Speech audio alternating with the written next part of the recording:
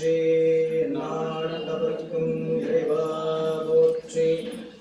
அரைசனே அன்பர்க்கடியனேனுடைய பனே ஆவியோடாக்கை குறை புரைகனே புகுந்து நின்றுரைக்குப் பொய்யருள் அடிந்த மெச்சுடரே திரைபுறாமண்ணும் அமுதத்தின் கடலே திருப்பெருந்துறை உரை சிவனே உரை உணர்வரந்து நின்றுணர்வதோர் உணர்வே யான் உன்னை உரைக்குமாறு உணர்த்தே. சக்கரவர்த்தி தவராச யோகி என்னும் மிக்க திருமூலன் அருள்மேவும் நாள் என்னாளோ.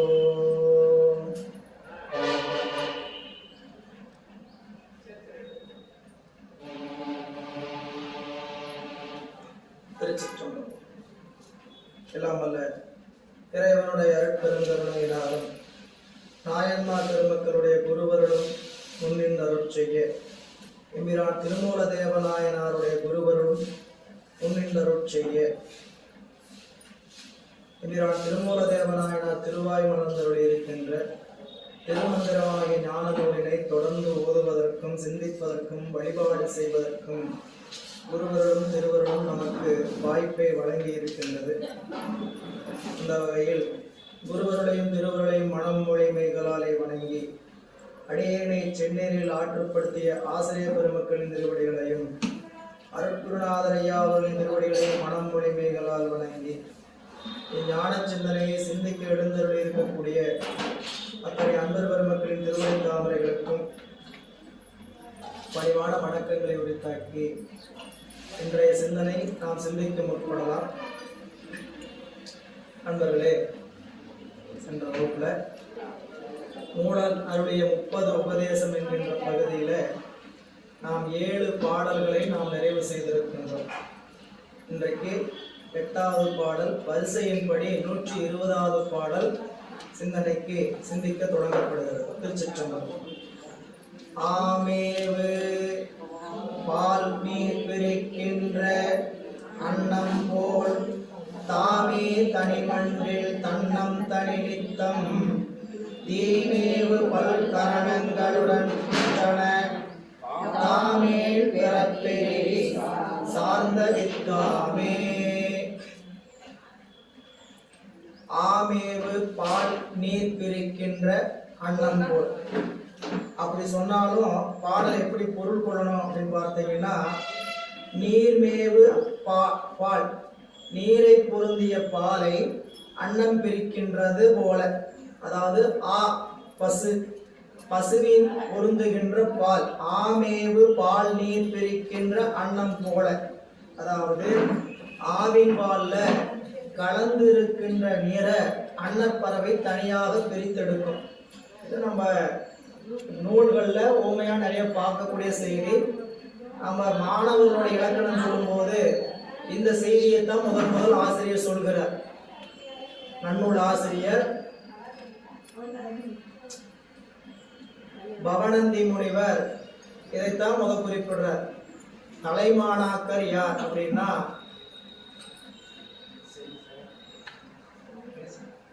பசுவை போலவும் அன்னம் போலவும் இருக்கணும்னு சொல்லுவார்.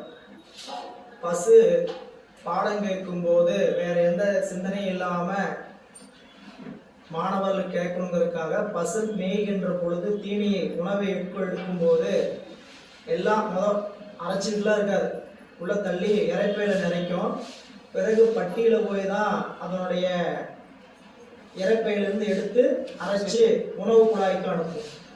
இதுபோல மாணவர்கள் பாடத்தை வகுப்புல கேட்கும் பொழுது ஆசிரியர் சொல்லுகின்ற பொழுது எல்லாத்தையும் உள்ள வாங்கிடணும், வீட்டில் போய் சிந்திக்கணும். இன்னொரு உதாரணம் சொல்லும் போது அன்னம்னு சொன்னார். அன்னம் தீமையை விட்டுட்டு நன்மையான செய்தியை எடுத்துக்கொள்ளும். அதுபோல மாணவர்கள் வகுப்புகள்ல ஏதாவது பாடம் சம்பந்தம் இல்லாத செய்தி வருமாயின் அதையெல்லாம் விடுத்துட்டு பாடத்துக்கு என்ன தேவையோ அதை கொள்ளணும் அப்படிம்பார். இது நல்ல பால் ஒரு களம் தீமையா இருந்ததுன்னா கெட்டு போயிடும். தெரியாத செய்தியெல்லாம் சொல்லணும். பாத்திரம் சரியான பால் பிரிஞ்சு போயிடும். சரிங்களா? அப்போ அந்த நீர் பால்ல சேர்ந்து இருக்கக்கூடிய நீர் அதை அன்னம் பிரிப்பது போல நம்ம உயிர் இந்த கரணங்களோடு உற்று இருக்கின்றன. எப்படிப்பட்ட கரணங்கள்? தீமையை செய்கின்ற கரணங்கள். அவற்றிலிருந்து பசி எப்படி பிரிக்கிறதோ, அன்னம் எப்படி அந்த பாலில் இருந்து நீரை பிரிக்குதோ, அதுபோல உயிராகிய நாம் இவற்றிலிருந்து நீங்கணும். அதை செய்பவன் குருபரன் அப்படின்னு காட்டுறார். ஆமேவு பால் நீர் பிரிக்கின்ற அன்னம் போல். முதல் வரியில 3வது வரியும் முதல் பொருள் செய்யணும். தீமேவு பல்கரணங்களுள் உற்றன. தீமை பொருந்திய பல கருவிகளும் ஒட்டி கிடக்கின்ற வினைகளை, நமக்கு கருவிகள் எதனால் வந்ததுன்னு கேட்டீங்கன்னா வினையினால் வந்தது. கருவி மாயை, கருவிகள் எல்லாம் மாயை. மாயை ஏன் இறைவன் பொருத்தினார் அப்படின்னா நமக்கு வினை இருப்பதனால மாயை பொருத்தினார். அப்போ தீமை பொருந்திய இந்த மாயா சம்பந்தமுடைய கருவிகள் கிடக்கின்ற ஒட்டி கிடக்கின்ற வினை. மாயையும் வினையும் இரட்டை. மாயை இருக்குதுன்னா வினை இருக்கு, வினை இருக்குது என்றால் மாயை இருக்கு. அப்போ ஒட்டி கிடக்கின்ற வினைகளை குருபரனது அருள், குருபரன் அருள் ஆவின் பாலில் கலந்து நிற்கின்ற நீரை அன்னம் பிரிப்பது போல குருநாதன் உயிரை பொருந்தி இருக்கக்கூடிய மாயை வினைகளை பிரித்தெடுப்பான் தன்னுடைய அருள் நோக்கினால். தம் பாடல். தீமேவு உற்ற பல்கரணங்கள் உற்றன, தாமேவு பால் நீர் பிரிக்கின்ற அன்னம் போல் தாமே தனிமண்டில் தன்னந்தனி நித்தம். அதாவது அப்படி அன்னம் எப்படி பாலிலிருந்து நீரை பிரிக்குமோ அதுபோல குருநாதன் மாயை வினைகளிலிருந்து நம்மளை பிரித்து சஞ்சித வினைகளை நீக்கி அவருடைய அருட்கண் நோக்கத்தினால உபதேசத்தை செய்து நம்முடைய அறிவில ஞானம் விளைகின்ற மாதிரி செய்வார். அப்படி அந்த ஞானம் விளைகின்ற பொழுது நமக்கு என்ன நிகழும் அப்படிங்கிறது தான் அடுத்த வரி சொல்றார். அவன் 2வது பாருங்க. தாமே தனிமண்டில் தன்னந்தனி நித்தம். அப்படி இறைவன் குருநாதன் வழியாக நமக்கு வினைகளை கழித்து மாயையாக உடம்புல பற்றில்லாமல் செய்து அறிவுக்குள்ள ஞானத்தை ஏற்படுத்துகின்ற குருபரன் பிறப்பிற்கு ஏதுவாகி வினை முழுதும் இருந்து என்னான்னு கேட்டீங்கன்னா எரி சேர்ந்த வித்து போல கெட்டு ஒளியும். இப்போ 2வது பார்த்தீங்கன்னா தாமேவு தனிமண்டில் தன்னந்தனி நித்தம். அது இறைவன் தன்னந்தனி நித்தமாடுகின்ற அந்த பெருமான் குருநாதனுடைய அறிவில அதிட்டு தின்னு என்ன செய்வார்? தாமேல் பிறப்பெறி சார்ந்த வித்தாமே. எப்பயுமே இந்த வித்து வறுத்த வித்து மீண்டும் என்ன ஆகாது? விதை அண்ணாதுன்னு கேட்டீங்கன்னா பிறப்புக்கு வராது.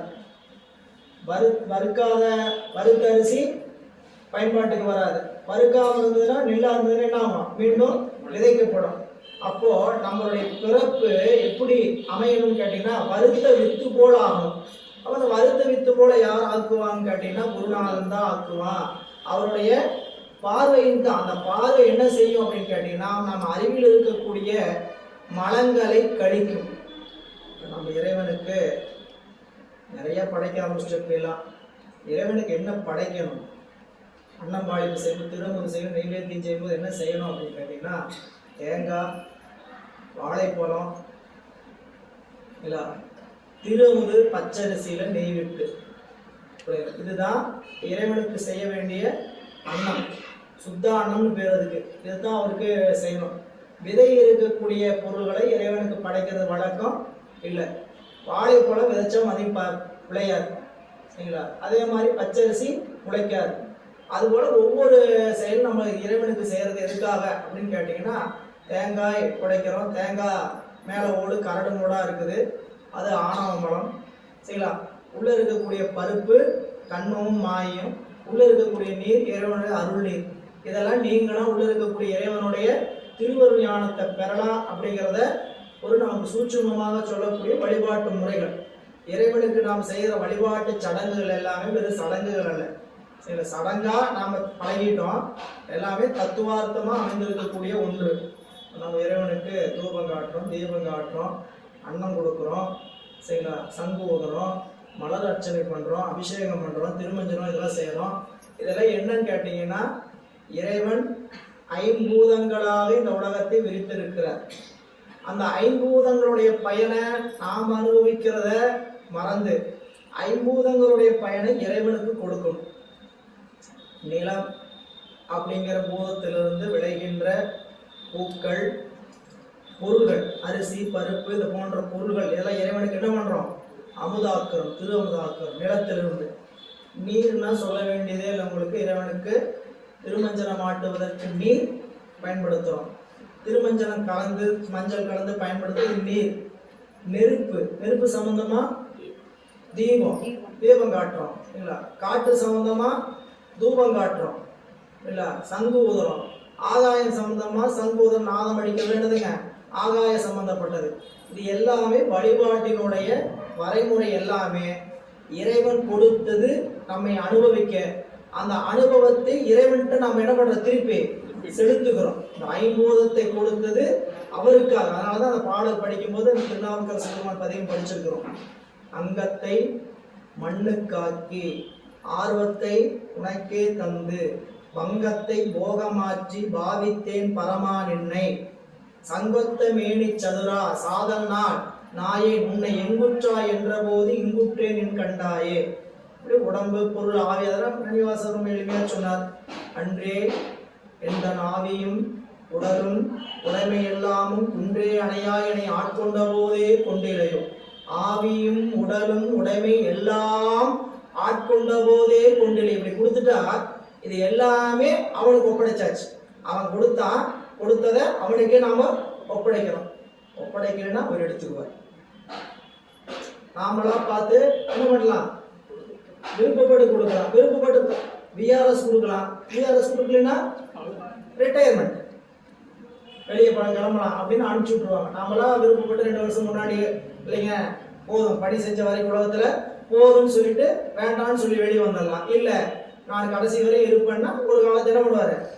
இழிச்சிட்டு வெளியே போப்பான்னு அனுப்பிச்சு விட போறாரு. அவ்வளவுதான். அதனாலவே இங்க அப்படி பசுவிலிருந்து பெறுகின்ற பால்ல கலக்கக்கூடிய நீரானது அன்னம் எப்படி பிரிக்குதோ அதுபோல தீமை பொருந்திய கரணங்களிலிருந்து நம் அறிவை பிரிக்கக்கூடிய நிலை குருபரனுடைய அருள். அந்த குருபரனுடைய அருள் காரணமாக நம்மளுக்கு பிறப்பை சேர்கின்ற வித்தாக இருக்கக்கூடிய மாயை கண்மங்கள்லாம் எரிசேர் வித்து போல கெட்டு ஒழியும். ஏன்னா நம்மளுடைய நாயனார் கண்ணப்ப நாயனாருடைய வரலாற்றில் சொல்லுகின்ற பொழுது வேட்டைக்கு போறார். வேட்டைக்கு போனோடனே அந்த வேட்டையில பல உயிரினங்கள் இறக்குது.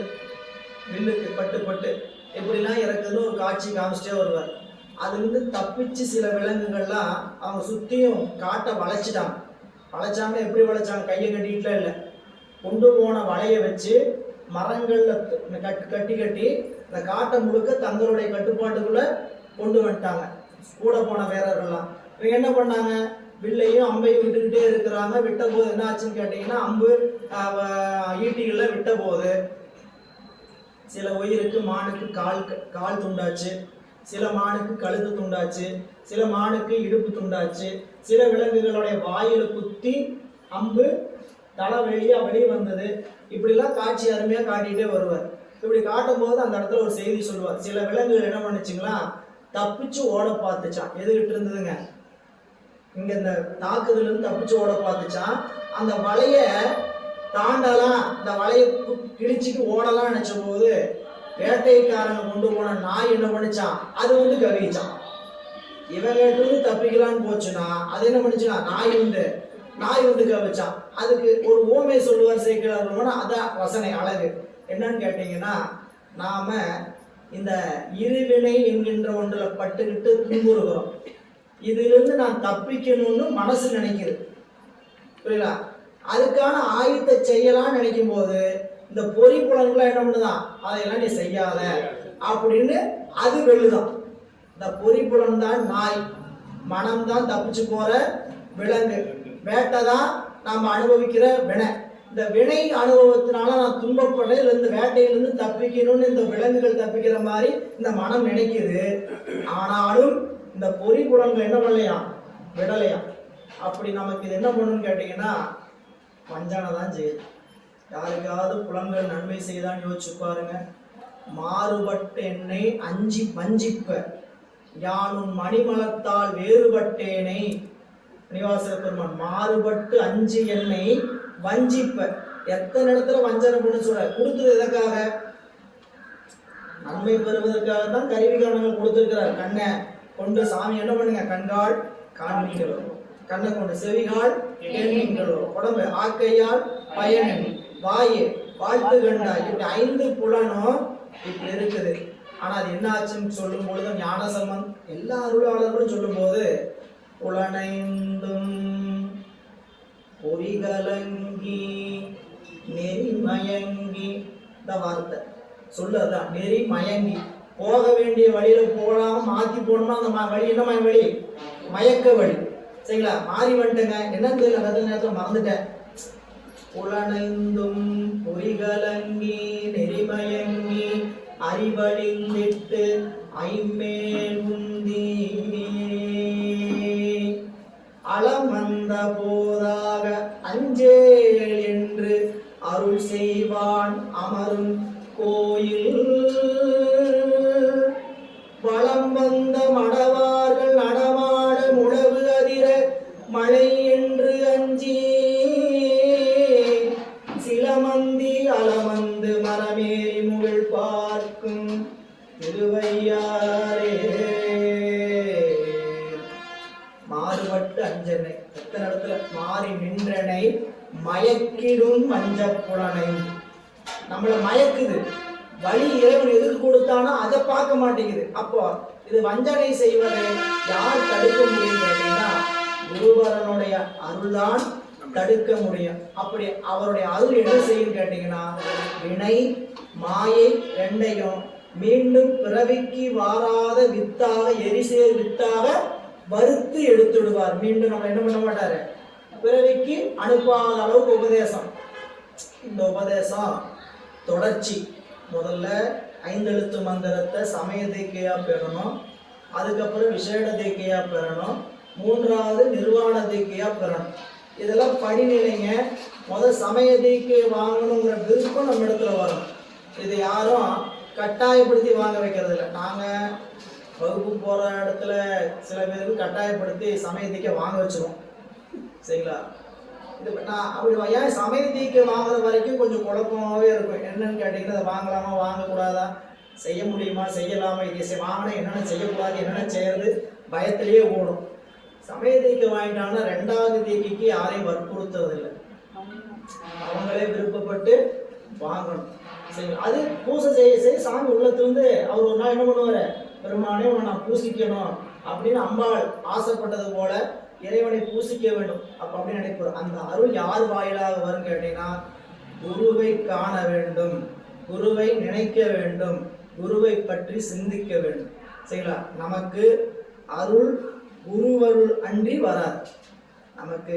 நமக்கு உலகத்தில் வாழக்கூடிய நமக்கு சகலருக்கு எப்படி நிகழ்வு கேட்டீங்கன்னா அருள் குருநாதன் வாயிலாகத்தான் நிச்சயமா வருமே தவிர ஒருபோதும் தானாக அருள் விளையாது இல்ல. அதனால இங்க சொல்றார் அப்படின்னு இந்த பாட்டுல சொல்ல வந்த செய்தி அதுதான். வித்தை கெடுத்து வியாக்கிரத்தே மிக சுத்த துரியம் புறந்து துடக்கர ஒத்து புலன் உயிர் கொன்றாய் உடம்போடு செத்திட்டிருப்ப சிவயோகியார்களே. இப்போ குருநாதன் உபதேசம் பண்ணிட்டார். உபதேசம் பண்ணணும் என்ன ஆகணும், நம்மளுடைய அறிவுக்குள்ள இருக்கக்கூடிய அறியாமை குறைய தொடங்கணும். அப்படி தொடங்குறதான் இங்க சொல்றாரு. வித்தை கெடுத்து, வித்து என்ன, நமக்கு ஆணவ மலம் தான் வித்து. பிறப்புக்கு வித்துன்னு கேட்டீங்கன்னா ஆணவ மலம் தான், அது சந்தேகமே வேண்டாம். மாயை கண்ணும் ரெண்டுமே நமக்கு இறைவன் இடையில் கூட்டுகின்ற மலம், ஆகுந்தக மலம். அனாதி மலம் சொன்னீங்கன்னா அது ஆணவ மலம் தான். பிறப்புக்கு ஏன் வித்துன்னு கேட்டா, எது வித்துன்னு கேட்டா, எது மூலம் கேட்டா, ஆணவ மலம் தீராதனாலதான் பிறப்பு. பிறப்பை ஏன் ஒழிக்கிறான்னு கேட்டா மாயை கண்முன் நிறைவானதுனால நமக்கு பிறப்பு நிறுத்தப்படுகிறது. ஏற்கனவே சொன்னதுதான், கொண்டு வந்திருக்கக்கூடிய வினை கழிந்தால் இந்த பிறப்பு நிறுத்தப்படும். அப்புறம் அப்படி மீண்டும் ஏன் பிறப்பு கொடுக்கிறான்னு கேட்டா வச்சிருக்கிற வினை இன்னும் கழியல. சரிங்களா? இந்த வினை மாறி மாறி இப்படி வந்துகிட்டே இருக்குது. இதை கழிகிறது எப்பதான் அப்படின்னு கேட்டா, குருநாதன் தொட்டு நினைந்து பார்த்து முன்னாடி சேமிப்புல கிடக்கிற அத்தனை வினையும் அவர் நீக்கணும். அவர் நீக்கினதுக்கு பிறகு நாம அந்த குருநாதர் சொன்ன அஞ்செழுத்து மந்திரத்துல உரைச்சு நின்னோம்னா மீண்டும் வினை என்ன ஆகாது, சேமிப்புக்கு போகாது. அப்ப நம்ம இடத்துல இருக்கிறது பாக்கி என்னன்னு கேட்டீங்கன்னா, உயிரினுடைய அறிவில் இருக்கக்கூடிய அறியாமையாகிய ஆணவ மலம். அந்த மலம் நீங்களுக்கு தான் சாதனை. சாதனை எதுக்குன்னு கேட்டீங்கன்னா, அஞ்செழுத்து சாதனை எதுக்குன்னு கேட்டீங்கன்னா, ஆணவ மலம் நீங்குவதற்கு தான். அதுதான் வித்தை கெடுத்துங்கிறார். அதாவது வித்தை கெடுத்து அப்படின்னா, குருவருளால் சிவயோகம் கைவர பெற்றவர்கள் பிறவிக்கு வித்தாகிய கிடைவினையை, கிடைவினை சஞ்சித வினையை முற்கூறியபடி அழித்து. எப்படி முற்கூறியபடி அழித்து? போன பாடல சொன்ன மாதிரி குருநாதனுடைய உபதேசத்தை பெற்று முன்னாடி வினைய சஞ்சித வினைய அழித்து கொள்ளணும். அழித்து கொண்ட பிறகு அத வித்தை கெடுத்து வியாக்கிரத்தே மிக சுத்த துரியம் பிறந்து. வியாக்கிரம் என்பது என்னன்னு கேட்டீங்கன்னா, ஆறாவது ஆதாரம். நமக்கு உடம்புல 6 ஆதாரம். ஆதாரத்துல கடைசியா இருக்கக்கூடிய ஆதாரம் விசுக்தி, ஆஞ்ஞை, மூலாதாரம், சுவாதிஷ்டானம், மணிபூரகம், அநாகதம், விசுக்தி, ஆஞ்ஞை என்று சொல்லக்கூடிய 6வது ஆதாரம். அதான் வியாக்கரம். வியாக்கரத்தே சொல்ற, வியாக்கரத்தே மிக, வியாக்கரத்தை தாண்டினா என்னதுங்க, நமக்கு சகசிராதலம் என்று சொல்லக்கூடிய சுத்த துரியாதீதம். இந்த துரியாதீத நிலைக்கு சுத்த துரியம் பிறந்து வியாக்கரத்தை வித்தை கெடுத்து வியாக்கரத்தை தாண்டி சுத்த துரியம் என்று பேர்ல கேட்கிற மாதிரி தெரியும். இப்ப உங்களுக்கு இதெல்லாம் என்ன சொல்லா தெரியும் கேட்டீங்கன்னா, வெறும் பெயரளவுல தான் தெரியும். இங்க என்ன என்ன நடக்குதுன்னு கூட நம்மளுக்கு அறிவுக்கு வராது. ஏன் வராதுன்னு கேட்டீங்கன்னா, நம்ம அறிவு அந்த இடத்துக்கு போவதற்கான வழிபாட்டுல நம்ம இல்லை. இப்போ நம்ம புரிஞ்சுக்கிற மாதிரி வச்சுக்குவோம். இந்த இடம் எப்படி இருக்குங்கிறதுக்கு நம்மளுடைய சிவபிரகாசத்துல ஆசிரியர் சொல்றார், யாருக்காவது சுத்த நிலை தெரியாதா? நமக்கு சுத்த நிலை தெரியாது. என்ன நிலை தெரியும் கேட்டீங்கன்னா, சகல நிலை தெரியும். கேவலம் எப்படி இருந்ததுன்னு தெரியாது, சுத்தம் எப்படி இருந்தது. கேவலங்கிறது உடம்பு எடுக்காத இருந்த நிலைக்கு பேரு கேவலம். சுத்தங்கிறது உடம்பை விட்ட நிலைக்கு பேர். கேவலம் என்பது உடம்பு இல்லாத நிலை, சுத்தம் என்பது உடம்ப விட்ட நிலைங்க. ரெண்டும் ஒண்ணுதானே நாம நினைப்போம். கேவலத்துல உடம்பு இல்லை, சுத்தத்திலயும் உடம்பு இல்லை, ரெண்டும் ஒண்ணுதானே நினைப்போம். கேவலத்துல உடம்புதான் இல்லையே தவிர ஆன்மாவோடு ஆணவ மலம் இருந்தது. சுத்தத்துல உடம்பும் இல்லை, ஆணவ மலம் இல்லை, உயிர் மட்டும் இறைவனோட கலந்து இருக்கிறதுக்கு பேரு சுத்தம். இந்த ரெண்டு நிலையும் எப்படி இருந்து நம்மளால தெரியவே தெரியாது, சொல்ல முடியாது. சொல்ல முடியாதுன்னா எப்படி மாணவர்களுக்கு புரியும்? ஆசிரியர் கருணையோட சொன்னார் சிவபிரகாசத்துல, சகல நிலையை கொண்டு சுத்தத்தையும் கேவலத்தையும் உணருக. சகல நிலையில வச்சுட்டு என்ன பண்ணுங்க, சுத்தத்தையும் கேவலத்தையும் உணருங்க. கேவலம்னா என்ன? அறியாமை வயப்பட்டிருப்பது கேவலம். சரி, அந்த நிலை நம்மளுக்கு கீழாளவத்தை நிகழும். கீழாளவத்தைனா நனவு, கனவு, சொப்பனம், உறக்கம், உயிர் படங்கள். அதாவது நனவு, கனவு, உறக்கம், பேருறக்கம், உயிர் படங்கள். சாக்கிரம், சொப்பனம், சுளுத்தி, துரியம், துரியாதம். எல்லா நிலையும் நமக்கு என்ன நான் அவஸ்தைன்னு சொல்றேன். இதெல்லாம் நீங்க புரியாத மாதிரி நினைச்சிட்டு வேண்டாம். இப்ப எல்லாம் நனவுலதான் இருக்கிறீங்க, இல்லைனாலும் டீ வந்துட்டு இருக்கு, கவலைப்படாது. நனவுலதான் இருக்கிறோம். நனவுல இருந்து கொஞ்சம், நனவுல இருந்து கனவுக்கு போறதுதான் படுத்து தூங்கி காண்ற கனவு நினைக்க வேண்டாம். நீங்க கண் விழிச்சுக்கிட்டு இருக்கும் போதே கனவு இருக்கும். சரிங்களா? அது என்ன ஆகும் கேட்டீங்கன்னா, நனவுல இருந்து கனவுக்கு போகும்போது 5 கருவிகள் நீங்கணும். நமக்கு 36 கருவிகள் கொடுத்துருக்கா இல்லையா, அதுல 15 கருவிகள் நீங்கணும். 15 கருவிகள்ல ஒரு கருவி கண்டாலும் கனவு தான். சரிங்களா? அந்த ஒரு கனவு கண்டுக்கும் போது என்னன்னு கேட்டீங்கன்னா, தலை மட்டும் என்னை பார்த்துக்கிட்டு சரி சரின்னு இருப்பீங்க. புரியல? நினைப்பு எங்க போயிட்டு இருக்கோம் அப்படின்னு போயிட்டு வரும். இது ஒரு சின்ன கனவு. இதை நாம என்ன நினைக்கிறதுன்னு கேட்டீங்கன்னா, கனவுனா படுத்து தூங்கினதுக்கு அப்புறம் நமக்கு தெரியாம காணதான் கனவு நினைச்சுக்கிறோம். விழிச்சுக்கிட்டு இருக்கும் போது கனவு நிலைக்கு போகும்போது 15 கருவிகள் கண்டா முழு கனவு. அது இல்லாம சில கருவிகள் முடிச்சுட்டு இருக்கும் போதே கண்டு போகுது. இதுக்கு பேர் என்னதுங்க? கனவு. இந்த கனவு நம்ம சொல்லவா வேணும்? புரியல? நாம கண்ணை முடிச்சிருக்கான்ற கனவு யாருக்கும் சொல்ல வேண்டியதே இல்லை. அதனால நனவு கனவு. மூணாவது நிலை உறக்கம். உறக்கத்துல நாம என்ன நடந்துட்டு இருக்குன்னு தெரியாது. உறக்கத்துக்கு மேல ஒரு உறக்கம் இருக்குது, அது ஆழ்ந்த உறக்கம், பேருறக்கம். இதை தாண்டி உயிர் எந்த விதமான கருவிகள் தொடர்பு இல்லாம தான் மட்டுமே இருக்கின்ற நிலைக்கு பேரு மூர்ச்சை, உயிர் படங்கள்னு பேரு. உயிர் படங்கள்லாம் நம்ம நூல் வழியா சொன்னா புரியாது. மூர்ச்சை ஆயிட்டாரு. மூர்ச்சை ஆயிட்டாருன்னு என்ன? மூர்ச்சி மயக்கம்னா தெளிச்சா கண்ணி தண்ணி தெளிச்சா தெளிவாங்க. தண்ணி தெளிச்சா ஆட்டி பார்க்க ஒண்ணுமே ஆகல. இது பேர் மூர்ச்சை, கோமா. புரியுதா? கோமா. இந்த கோமால உடம்புல உயிர் இருக்கா இல்லையா? இருக்கும். உடம்புல உயிர் இருக்கும், ஆனா கருவிகள் எதுவும் பொருந்தி இருக்காது. அத ஒரு உதாரணமா நீங்க வச்சுக்கலாம். அவ்வளவுதான். அதெல்லாம் உதாரணம். உயிர் படங்கள் நம்ம 5வது நிலை என்னன்னு கேட்டீங்கன்னா உயிர் படங்கள். இந்த உயிர் படங்கள் நிலைக்கு உயிர் போயிடுச்சுன்னா முழு அறியாமை. இப்ப நீங்க கவனமாங்க, நனவுல எல்லாம் தெரியுது, இது முழு விழிப்பு. நனவுலேருந்து கனவுக்கு போனோம்னு என்ன அறியாமை? கொஞ்சம் அறியாமைக்கு போறோம். கனவுலேருந்து உறக்கத்துக்கு போகும்போது அதை விட கொஞ்சம் அறியாமைக்கு போறோம்.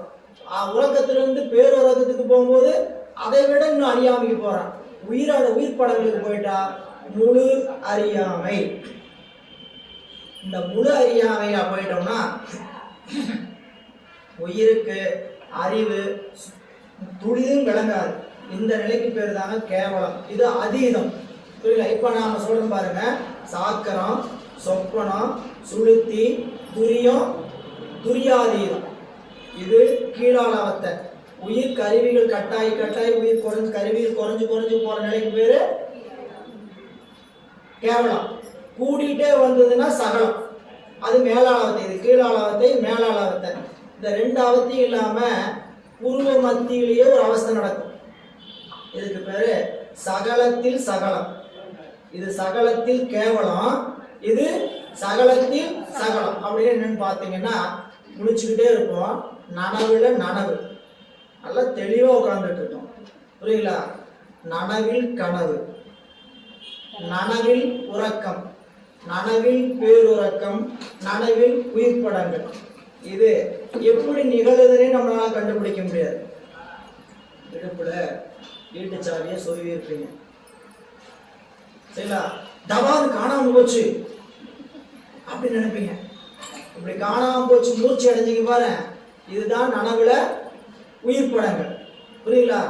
கொஞ்சம் தெளிவு இடத்துக்கு வரோம். எப்படின்னு கேட்டீங்கன்னா, எங்க வச்சிருப்போம் இந்த இடத்துக்கு மூர்ச்சியானோ சாதி வச்சதுக்கான பரபரப்போம், வேற எதையோ பொருத்தி பார்த்துங்க. சாதி போச்சுன்னா முடிஞ்ச வரைக்கும் தேடுவோம், இல்லாட்டினா ஒரு டூப்ளிகேட் வாங்கி போட்டா கிடக்குது. சரிங்களா? பணம் பவுனு தான் நிச்சயம். சரிங்களா? எங்கேயோ வச்சோம், கை கழுவும் போது மோதிரத்தை வலையில கழட்டி வச்சோம், எதையும் கழட்டி வச்சோம் அப்படி நினைச்சிட்டு காணோம் போ. அந்த வினாடி என்னாச்சு? பரபரப்பாச்சு, மூர்ச்சை. இது சகலத்துல உயிர் படங்கள், நனவில் உயிர் படங்கள். கண்ணு முடிச்சுட்டு தான் இருக்கிறோம், ஒரு பொருளை காண படாதுன்னு அறிவு முழுக்க அப்படியே பிளாக் ஆயிடுச்சு. இதுக்கு பேரு நனவிலேயே மூர்ச்சை. அடுத்த நிலை என்ன? இதெல்லாம் பாருங்க, ரொம்ப நூலிலே தான். அடுத்த வினாடி கூட சொல்லக்கூடாது, அடுத்த ஃபிராக்ஷன்ஸ் ஆஃப் செகண்ட்ஸ். புரியுங்களா? வினாடியில பல கூறு. அடுத்த நினைப்பு என்ன வந்துன்னு கேட்டா, இங்க தான் போனோம், அங்க போவோம். இது நனவுல பேருறக்கம். அடுத்தது அந்த இடத்துக்கு போயாச்சு, நனவுல உறக்கம். அடுத்தது இங்க எங்கேயோ வச்ச மாதிரி ஞாபகம், நனவுல கனவு. இங்கதான் கிடைச்சாச்சு நனவுல. இது பல வேகத்துல கிடக்கு. தோல்ல துண்டு போட்டுட்டு இடுப்புல சாவியை சொல்லிட்டு காணாங்கிறது, தோல்ல துண்டை போட்டு துண்டை எங்க வச்சேன்னு இதை படம் நீங்க கை போயிடும், இங்க எங்கேயோ போட்டோமே அப்படின்னு நினைக்க வந்துடும். அப்ப இதெல்லாமே நனவுல நடக்கக்கூடிய சகலத்தில் சகலம். புரியல? இதெல்லாம் நமக்கு வாழ்க்கையில இயல்பா நடக்கிறது.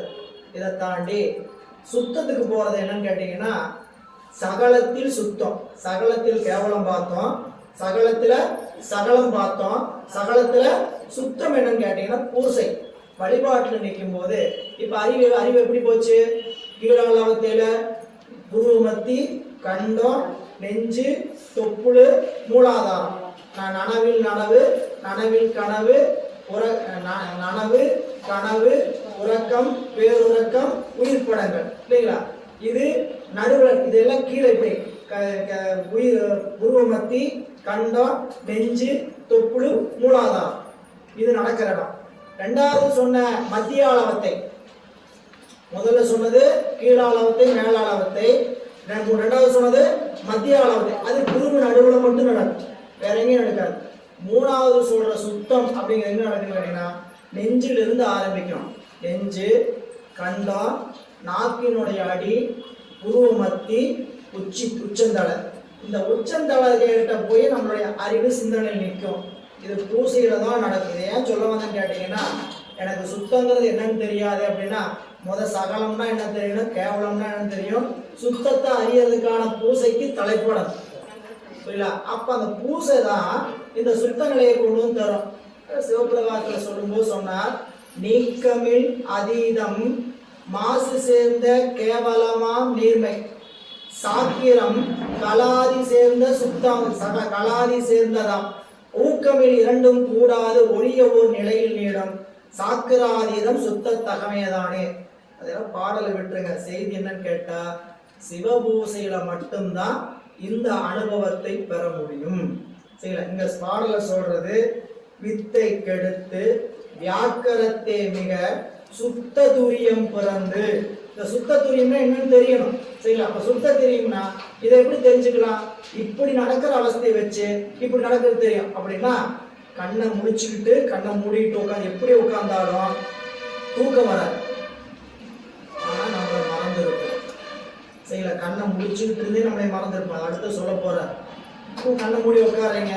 சில பேர் கண்ணை மூடி உட்கார ஆரம்பிச்சா அடுத்த வினாடி எங்க போவாங்கன்னு சொல்ல வேண்டியதே இல்லை. சரிங்களா? ஒண்ணும் பண்ண மாட்டாங்க, பேருந்துல இப்படிம்பாங்க.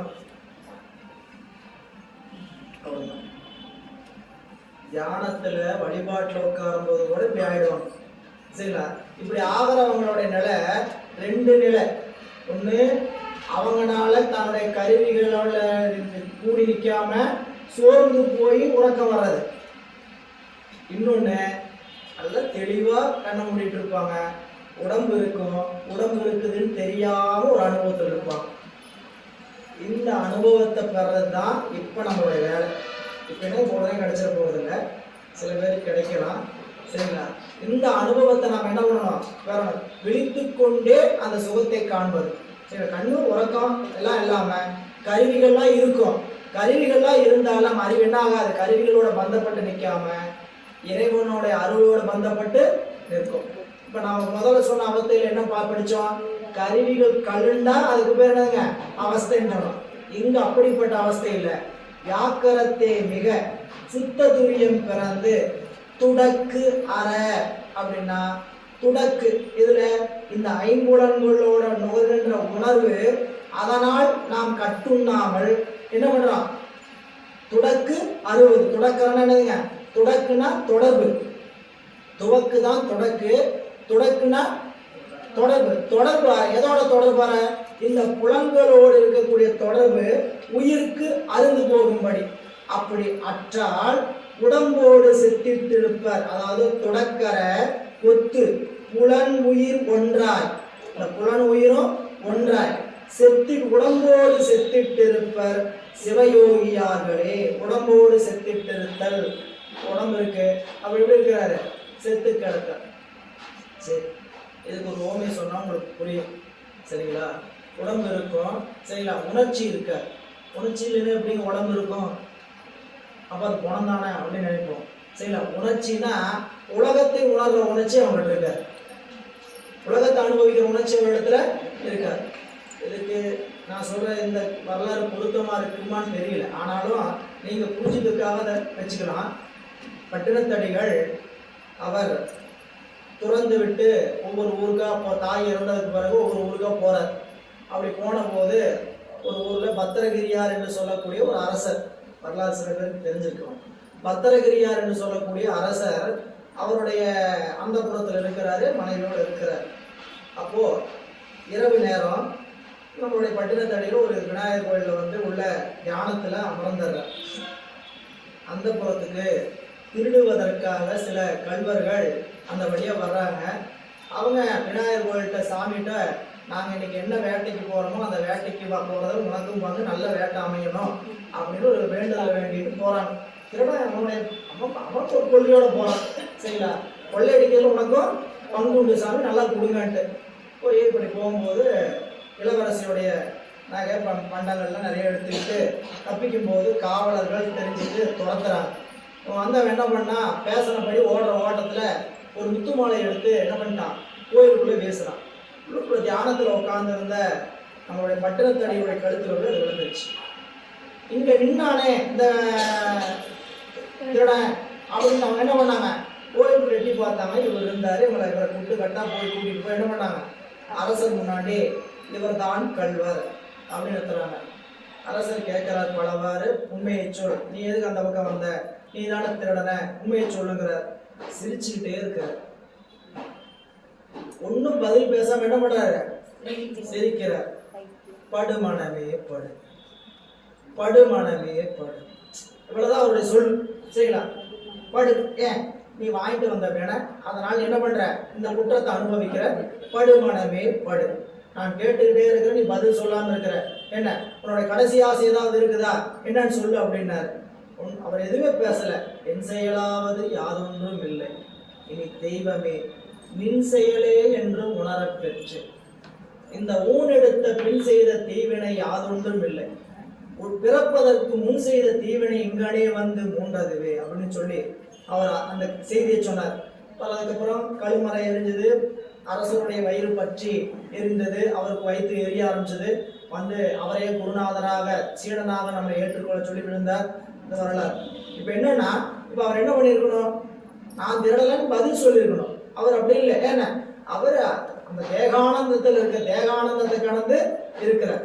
அப்புறம் அதே அவருடைய வரலாற்றிலே தான் சோழ பேரரசுல வந்து அவர் ஒரு பரதேசியா சுடுகாட்டில் அமர்ந்திருப்பார். வந்து எல்லாரும் சொந்தக்காரங்களாம் வருந்துறாங்க, என்ன நம்மளுடைய குளத்துல இருக்கிறவங்க எப்படி ஆயிட்டாம பரதேசியா, வெளியே தலை காட்ட முடியல எல்லாம் சொல்றாங்கன்னு வந்து என்ன பண்ணாங்க, அரசரிடத்து முறையில அரசர் வந்து கேட்கிறார், நீங்க இப்படி வந்து அமர்ந்திருக்கிறீங்களே, இதனால நீங்க பெற்ற பயன் என்ன அப்படின்னு கேட்டபோது சிரிச்சுக்கிட்டே, நீர் நிற்க நான் இருக்க, சோழ நாட்டையே ஒரு குடைக்கீழ் ஆளுகின்ற அரசன் நீ நிற்கிறேன், நான் ஒன்றுமில்லாத பரதேசி அமர்ந்திருக்கிறேன்.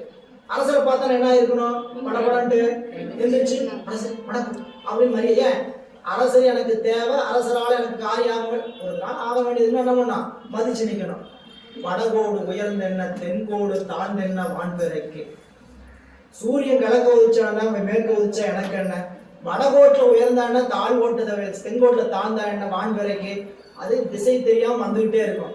அதுபோல ஞானிகள் எப்படி இருப்பாங்க அப்படின்னு கேட்டீங்கன்னா, அந்த நிலையில் இருப்பாங்கிறதுக்கு தான் என்ன சொல்றாங்களா, உலகோடு செத்துட்டு இருப்ப. நான் சொல்ற வார்த்தை உடம்போடு செத்து. உடம்பு இருக்கும், ஆனா உணர்ச்சி எப்படி இருக்கும், உடம்புக்கான உணர்ச்சி இருக்காது. உடம்பை கெடுத்து சிவத்தோடு கூடி இருக்கக்கூடிய உணர்ச்சி தான் இருக்கும். அப்படி இருப்பவர்கள் சிவயோகியார்களே என்று. இந்த சிவயோகமாவது சிவோகமாவனை முதிர்ச்சியே சிவயோகம். அதெல்லாம் அடுத்த பாடல சொல்ல போறார். குருவர்களை பெற்றாரது நிலைமை இப்பாடலில் கூறப்பெற்றது. சிவயோகமாவது சித்து அசித்து என்று தவயோகத்துள் புக்கு தன்னொழி தானாய் அவயோகம் சாராது அவன் பதி போக நவயோக நந்தி நமக்களித்தானே. இந்த பாடல் ஒரு முக்கியமான செய்தி. சிவயோகம்னா என்ன நண்பர்களே? எல்லாரும் யோகம்னா என்ன நினைச்சிட்டு இருக்கோம், அடிச்சது பாரு யோகம், அதுதான் யோகம். கையில எதிர்பாராது ஏதாவது வந்துச்சுன்னு வச்சுக்கங்க, யோகா அடிச்சிருச்சியா, யோகா அடிச்சிருச்சு, இது ஒரு யோகான்னு நினைச்சிட்டு இருக்கிறோம். என்னை பார் யோகம் வரும்னு ஒரு கோயில் இருக்கு, என்னை பார் யோகம் வரும் அப்படின்னு நினைக்கிறோம். உடம்பு சார்ந்து சில யோகம்லாம் சொல்லப்படுது. யோகம்ங்கிற வார்த்தைக்கு ஒன்றுபடுதல் என்று பெயர். யோகம்னா என்ன அப்படின்னு கேட்டீங்கன்னா, ஒன்றுபடுதல். எதனோடு ஒன்றுபடுதல் அப்படின்னா, பிரம்மத்தோடு ஒன்றுபடுதல். இதுதான் யோகம். உடம்பினால் அனுபவிக்கின்ற யோகமோ மற்ற உலகில் சொல்லக்கூடிய யோகமோ சிவயோகத்திற்கு ஈடாகாது. இப்ப நம்ம யோகம் என்கிறத எப்படி நம்ம நெறியில பார்த்துருக்கிறோம் அப்படின்னு பார்த்தீங்கன்னா, சரியை, கிரியா யோகம், கிரியை யோகம், அது கிரியா யோகம், ஞானம். இந்த யோகம் வேறு. இந்த யோகத்தை சிவ வழிபாட்டில் நிற்கிறவனால மட்டும்தான் அனுபவிக்க முடியும். சிவயோகம் வேறு, மற்ற எல்லாம் அவயோகம். இந்த உடம்பு சித்தி பெறுவது, உடம்புக்கு நாம போய் ஒரு பொருளை தேடிக்கிட்டு உடம்பினால் நம்ம ஆதாயம் பெற்றலாம் இப்படிமோ நம்ம பயிற்சி எடுக்கிறோம். பல யோகா சென்டர்ல சேர்ந்து என்ன பண்றோம்? வேற என்னது? யோகா மையம்.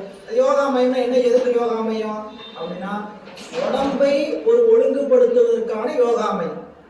உடம்பு ஒன்றுபட்டு நிற்பது. சரி, இப்போ நீங்கள் எந்த யோகா மையத்துக்கு வேணா போங்க, இல்லை வேற எந்த யோகா நிலைக்கு வேணா போங்க. ராஜயோகம்னு சொல்றாங்க, கிரியா யோகம்னு சொல்றாங்க, ஏதோ யோகம்லாம் சொல்றாங்க. இது என்ன யோகத்துக்கு என்ன தவத்துக்கு வேணா போங்க. இந்த தவத்தினால் உடம்பு சீராயிடுச்சு, புரியல? உடம்பு துன்பம் இல்லாத உடம்பு கிடைச்சாச்சு. அந்த உடம்பினால் என்ன பயன்?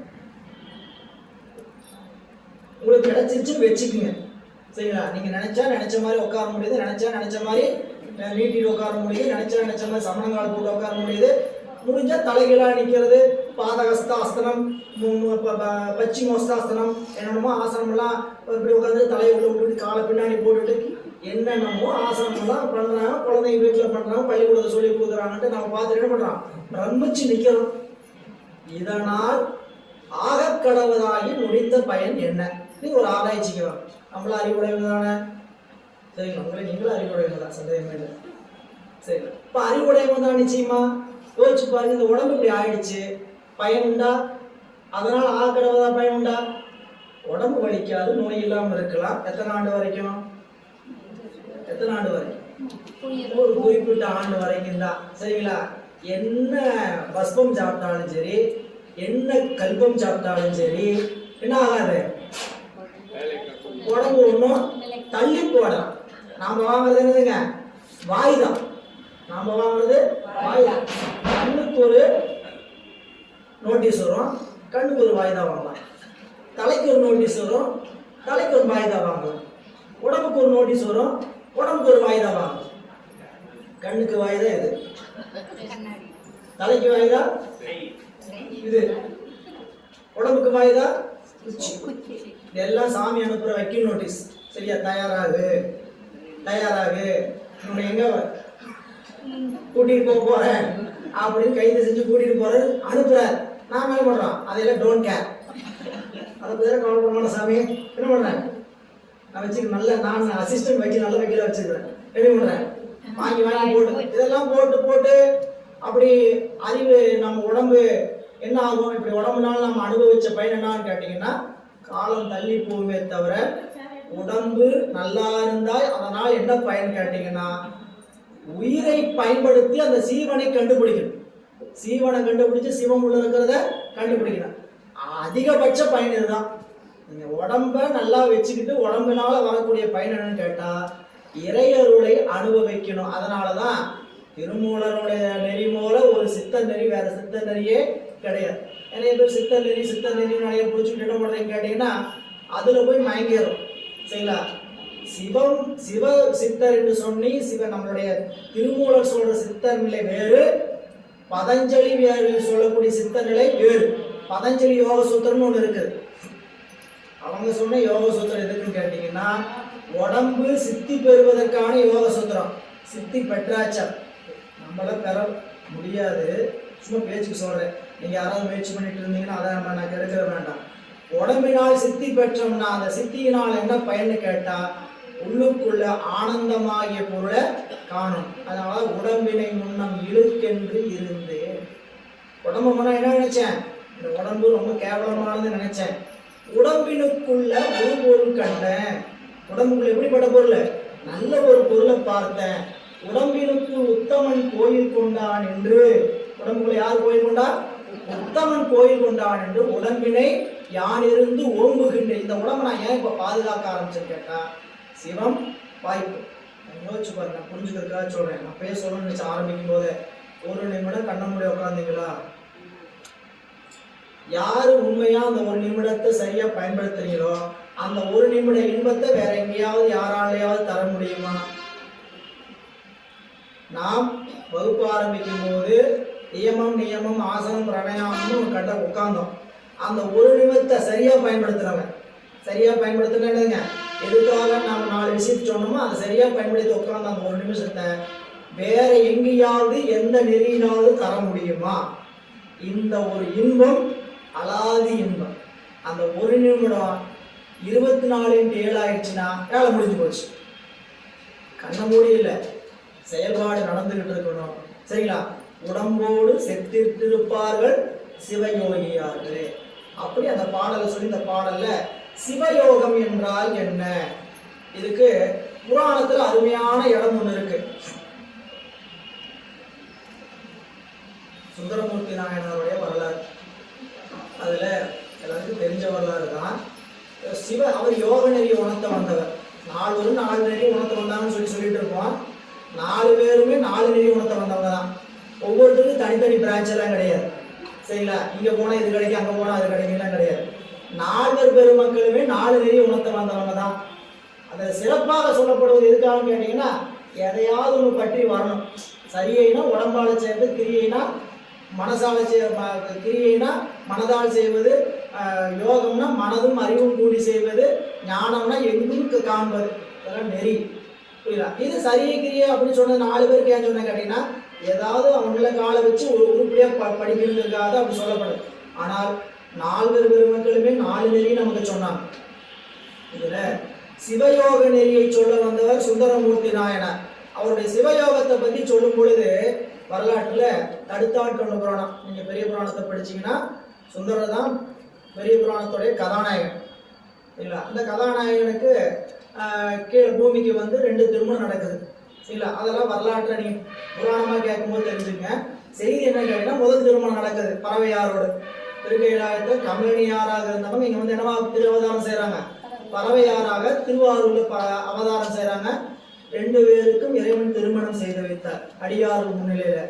திருமணமானவன இயல்பான இல்வாழ்க்கை வாழ்றவங்களை போல இவங்க வாழ்ந்தாங்களா அப்படின்னு கேட்டு நினைச்சிடக்கூடாது. சரிங்களா? பண்ணிட்டாங்க, இன்பத்தை அனுபவிச்சாங்க, குழந்தை பெற்றுக்கிட்டாங்க, இப்படி இல்லை அவங்க வாழ்க்கை. சரிங்களா? எப்படி இருந்தார் அப்படின்னு சொல்லும் போது சேக்கிழார் பெருமான் சொன்னாரு, பறவையாருடைய திருமேனி அவங்க உடம்பே சிவயோகம் பயில்வதற்குரிய கருவியாக அமைந்ததாம். அவ்வளவுதான். நீங்க புராணத்துல விரிவு படிச்சுங்க. பறவையாருடைய திருமேனி உடம்பே சிவயோகம் பயில்வதற்கு கருவியாக அமைந்தது. அப்படி என்னன்னு கேட்டீங்கன்னா, ஒரு முனிவர், ஒரு யோகி யோகம் பயில்வதற்கு எங்க போவாங்க? காட்டு, அப்புறம் மலைக்கு, ஆளில்லா பிரதேசத்துக்கு. புரியுங்களா? இது போல பறவையாருடைய உடம்பே மலையாக அவர்களுக்கு தெரிஞ்சுதான், வனமாக தெரிஞ்சுதான். அப்படி அவர் ஒரு சிவயோகத்துல பயின்று அந்த காட்சி சிவயோகத்தை பயின்றார். இன்னொரு இடம் திருப்பல்லாண்டுல, இப்போ இறைவன் திருமேனியில திருநீர், அவருடைய திருமேனியில பொருள்லாம் பார்க்கலாம். இந்த பொருள்லாம் பார்த்தா அவனுக்கு என்ன வரணுங்கிறதுக்கு ஒரு உண்மை காட்டுறார் திருப்பல்லாண்டுல. ஒரு உலகத்துல ஒரு காட்சியை பார்க்கும்போது அந்த காட்சி நம்மளை எப்படி கவருது அப்படின்னு கேட்டீங்கன்னா, அந்த காட்சி எப்படி நம்மளுக்கு வெளிப்படுத்துறாங்களோ அப்படிதான் டிஸ்பிளே, பிரசன்டேஷன். சரிங்களா? ஒரு பெண், பருவமுற்ற பெண், இந்த பெண் வெளியே வந்து சாதாரணமாக நின்னா ஒரு பார்க்கறதுக்கும், அவங்க தன்னை ஒப்பனை செய்து கொண்டு வெளியே வந்து நின்னா பார்க்கறதுக்கும் வேறுபாடு உண்டா இல்லைங்களா? கண்ணுக்கு மை தீட்டி, உருவத்துக்கு மை தீட்டி, கண்ணுக்கு மை வச்சு, மஸ்காரம் வச்சு, முகத்துக்கு பட்டியெல்லாம் போட்டு, உதட்டுக்கு சாயம்லாம் பூசி இப்படி வந்து நின்னாங்கன்னா 10 பேர்த்துல அவங்கள என்ன பண்ணணும்? உடனே பார்வை போகும். சரிங்களா? சில பேருக்கு உள்ளுக்குள்ள விருப்பமாக அது மாறும். சரிங்களா? ஏன் அழகா இருக்கிறாங்க, காட்சி நம்ம பார்க்க ரசிக்க ஆரம்பிச்சிடறாங்க. இப்ப இந்த உலக காட்சி நீ எப்படி பார்க்கறையோ அப்படித்தான் இறைவனுடைய திருமேனில் இருக்கிறத பார்த்து நம்ம அறிவு அவர் மேல காதல் கொள்ளணும். இவ்வளவுதான். சேலும் கயலும் திளைக்கும் கண்ணார் இளம் கொங்கையில் செங்குங்குமம் போடும். சேலும் கயலும், சேல் மீனும் கயல் மீனும் போல கண்ணை வச்சிருக்கிறவுடைய பெண்களுடைய உடம்பு பூச்சை கண்டு எப்படி ஒரு மயக்கம் வருமோ, மயக்கம்னா விருப்பம் வருமோ, அதுபோல இறைவனுடைய திருமேனியில் பூசப்பட்டு இருக்கக்கூடிய திருநீரும் சந்தனமும் சார்ந்தும் அவர் அணிந்திருக்கக்கூடிய அணிகலன்கள் பார்த்தா நமக்கு என்ன வரணும்? ஆகா, இந்த பெருமானை கண்ட கண்ணினை கொண்டு மற்றினை காண்பது என்னே அப்படி இந்த காட்சி பார்த்து நமக்கு என்ன வரணும்? காதல். அப்படி காதலிச்சவங்க நால்வர் பெருமக்கள், அப்படி காதலிச்சவங்க அருளாளர்கள். சரிங்களா? இப்ப நமக்கு உலக பொருள் இப்படி பார்த்தா விருப்பம் வருதா இல்லையா? அது போல இறைவனை பார்த்தா நமக்கு வரணும். வந்தா இறைவன் மீது கொண்டு இருக்கக்கூடிய அன்பு முதிர்கிறதுன்னு அர்த்தம்.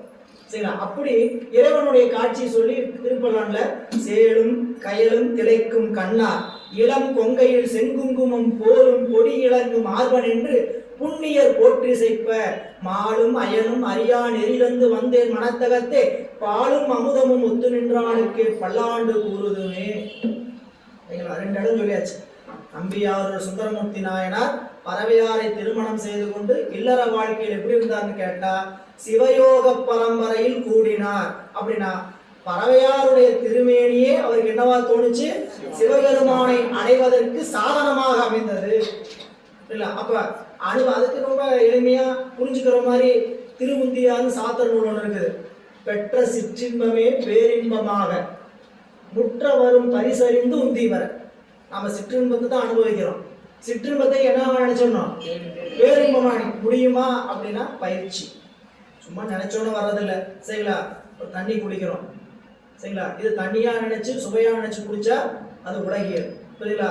சிவ ஆணைக்கா பெருமான் திருவடிகள் போற்றி போற்றி. திரு ஆணைக்கால் இருக்கிறவர் தான் இப்படி இருக்கிறார், நீரா இருக்கிறார். புரியுங்களா? அப்படி ஒவ்வொரு பொருளும் சிவ சம்பந்தமா பார்க்க ஆரம்பிக்கணும். புரியுங்களா? உடம்பு இப்படிலாம் பார்த்தா நாம சிவபித்தராயிருவேன். இப்போ அப்படிலாம் நாம நினைச்சா கூட ஆக மாட்டோம். நாம நினைச்சுக்கிறோம் நான் இப்படிலாம் சொல்றேன், நான் சிவபித்து பிடிச்சிக்க மாட்டேங்குது, வீட்டுல ஏதாவது நினைச்சுக்குவாங்க அப்படின்ட்டு. நாமெல்லாம் நினைச்சுக்கிட்டுலாம் சிவபித்த ஆக முடியாது. சிவம் பித்தாக்கணும். புரியல? அவன் பித்தாக்கினாதான் நம்மளை பித்தன் ஆக முடியுமே தவிர ஒருபோதும் நாமளா இப்படி நினைச்சுக்கிறதுனால பித்தனெல்லாம் ஆக முடியாது. சில பேர் நினைச்சுக்கோங்க அப்படின்னா நான் நினைச்சு என்ன சிவமா சிவபைத்தியம் பிடிச்சி வச்சதுக்கு நினைப்பாங்க. அந்த நிலையெல்லாம் வேறு. இறைவன் விரும்பி நம்மளை என்ன பண்ணணும்? தடுத்தாட்கொள்ளணும். அப்படி தடுத்தாட்கொண்ட போது அறிவு என்னன்னு கேட்டீங்கன்னா புறத்து செல்லாம அவனிடத்திலே செல்லும். அப்போ காணும் கரணங்கள் எல்லாம் பேரின்பம் என பேணும் அடியார் பிறப்பகல. காணும் கரணங்கள் எல்லாம் பேரின்பம் என எதை பார்த்தாலும் சிவமாம் தன்மையோடு பார்ப்பது. சரிங்களா? இப்ப நீங்க அந்த பொருள் உலகில் புரிஞ்சுக்கிறதுக்காக சொல்றாங்க. எல்லாம் உலகில சொல்லிதான் சொல்லணும். ஏதாவது நினைச்சுக்காதீங்க. புரியுதுங்களா? எனக்கு என்னுடைய விருப்பமான ஒருவள், சரிங்களா, என்னுடைய மனைவி, என்னுடைய நம்ம பருவமா இருந்தா காதலி, காதல வச்சுங்க, ஒரு நினைவு பரிசு வாங்கி கொடுக்குறார். நினைவு பரிசு வாங்கி கொடுத்தார்.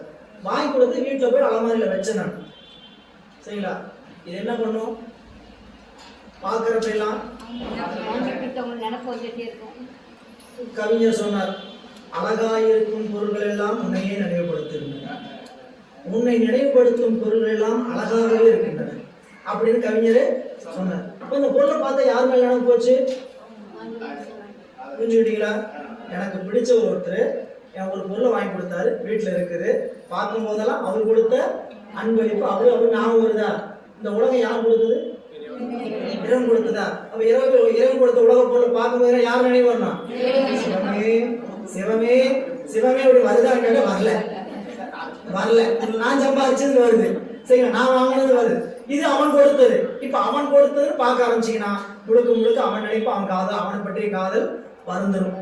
இங்க அதைத்தான் இங்க சொல்ல வருகின்ற செய்தி. சிவயோகம்னா என்னன்னு கேட்டீங்கன்னா உலக பொருளோடு கலந்து நிற்கும் போது இந்த உலகம் எப்படி தெரியணும்?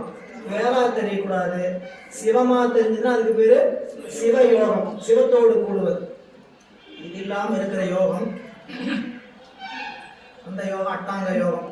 சரிங்களா? திருமூலர் நெறியில் இருக்கக்கூடிய ஒரு நெறி யோகம் அட்டாங்க யோகம். இந்த அட்டாங்க யோகம் எதை தருன்னு கேட்டீங்கன்னா சித்தியை கொண்டு தரும். அந்த சித்தியை வச்சுக்கிட்டு என்ன பண்ணுறதுன்னு கேட்டீங்கன்னா இறை வழிபாட்டில் உரைத்து நிற்கிறதுக்கு தான் அந்த சித்தி. உங்களுக்கு ஒரு சித்தி கொடுத்தார். பாரு, உடம்பு எந்த வகையிலையும் வலிக்காத மாதிரி உனக்கு கொடுத்துட்டேன் ஒரு சித்தி. சாமி கொடுத்துட்டார். வச்சுட்டு என்ன பண்ணுவீங்க? 10 மணி நேரம் வேலை பார்த்தேன், 14 மணி நேரம் வேலை பார்க்க போறேன், நல்ல பணத்தை சேர்த்த போறேன். 8 மணி நேரம் வேலை பார்த்த பெண்ணாவா உடம்பு வலிக்காம கொடுத்துட்டாருங்க, உனக்கு அருள் கொடுத்தாச்சு அப்படின்னு சாமி கொடுத்தாரு. சரியா? ஒரு சித்தி கொடுத்தாரு. நல்ல அறிவு போகுமான்னு நினைக்கிறீங்க? இந்த அறிவு வச்சுட்டு என்ன பண்ணுவோம்? 8 மணி நேரத்துல 1000 ரூபாய் சம்பாதிச்சுட்டு இருந்தேன், என்ன பண்ண போறேன்? 14 மணி நேரத்துல 2000 ரூபாய் ஆக்க போறேன் அந்த காசை அப்படின்னு அறிவு போகுமே தவிர, பெருமானே இந்த உடம்பு அப்படி கொடுத்துருக்கியா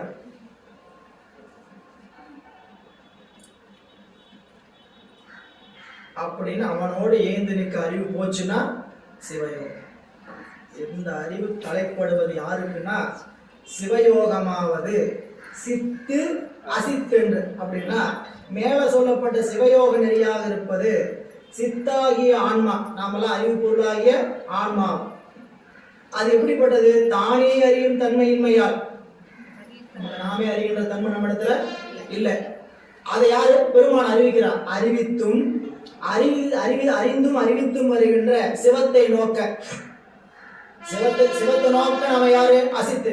நாம் இப்ப சித்து பொருள் தானே, நம்ம அறிவுடைய பொருள் தானே. ஆனா சிவபெருமானை நோக்க நாம யாரு? அசித்து. ஜட பொருள்ல அறிவு குறைவுடைய பொருள்.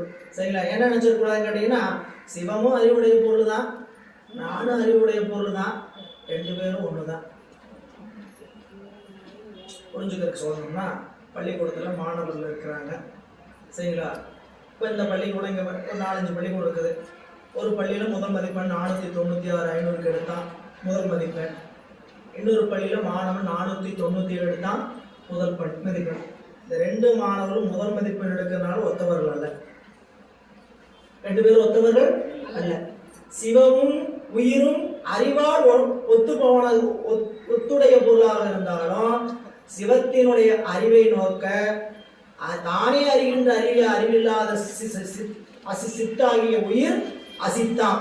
புரியல? அது செத்தியாரும் ரொம்ப சொல்லுவார், அவனுக்கு இவன் அசித்தான், அவனுக்கு இவன் அசித்தான். எவனுக்கு? சிவனுக்கு இவன் யாருங்க? நாம் அசித்தான். அவனை பார்த்தா நாம யாருங்க? அறிவு குறைவுடைய அறிவற்றவர்கள். எப்படி சொல்லணும்னு கேட்டீங்கன்னா, நாம நிறைய நம்ம வாழ்க்கைக்குள்ள வருவோம், நிறைய படிச்சு வச்சிருக்கிறோம். சரிங்களா? எது வரைக்கும் நம்ம இந்த பெருமையை பேத்திட்டு இருப்போம்? நம்மளோட ஒரு அறிவுடையவரை பார்க்கிற வரைக்கும். சரிங்களா? பார்க்கிற வரைக்கும் நினைச்சிட்டு இருப்போம், நம்மளுக்கு நிறைய தெரியுது, நம்மளுக்கு நிறைய தெரியுது. அப்படிப்பட்ட ஒருத்தரை போய் பார்த்தோம்னு வச்சுங்க, ஸோ நம்மள 0 வாட்டுறோ நிறைய நேரம் எனக்கு தோணி இருக்குது. நான் நிறைய படிச்சுட்டேன் இருக்கா சொல்ல பார்க்கும்போது, பெரிய பெரியவங்களை பார்க்கும்போது 84 வயசு தமிழருவி மணியன் ஐயா ராஜராஜ சோழன் விழாவில் பேசினார். பேசும்போது எனக்கு தலை கிருன்னு வந்துருச்சு. ஏன்? அவங்க 84 வயசுல எந்த அந்த அத்தனாவது ஆண்டு இது நடந்து, இத்தனாவது ஆண்டு இது நடந்து நிகழ்ச்சியெல்லாம் படப்படப்பட அந்த தெளிவு அந்த இதை சொல்றாங்களே. சரில என்ன அவர் சொன்னார்? 18 வயசுல தூக்கின பையனார். எத்தனை வயசுல? 18 வயசுல தூக்கி பேச ஆரம்பிச்சேன் அப்படின்னார். அப்ப அவரை நோக்க அசித்திலும் அசித்தாம் நாம அறிவில்லாதவங்க அறிவில்லாதவங்க. இப்ப அதுபோல இறைவன் நோக்க நாம் எப்படிப்பட்டவங்க? அசித்து. இல்ல நம்ம ஒருபோது ஏன் கேட்டீங்கன்னா, இதெல்லாம் நீங்க சித்தாந்தம் படிக்கும் போது சிவனுக்கு நாம் சமம்னு சொல்லக்கூடிய ஒரு கூட்டம் இருக்கு.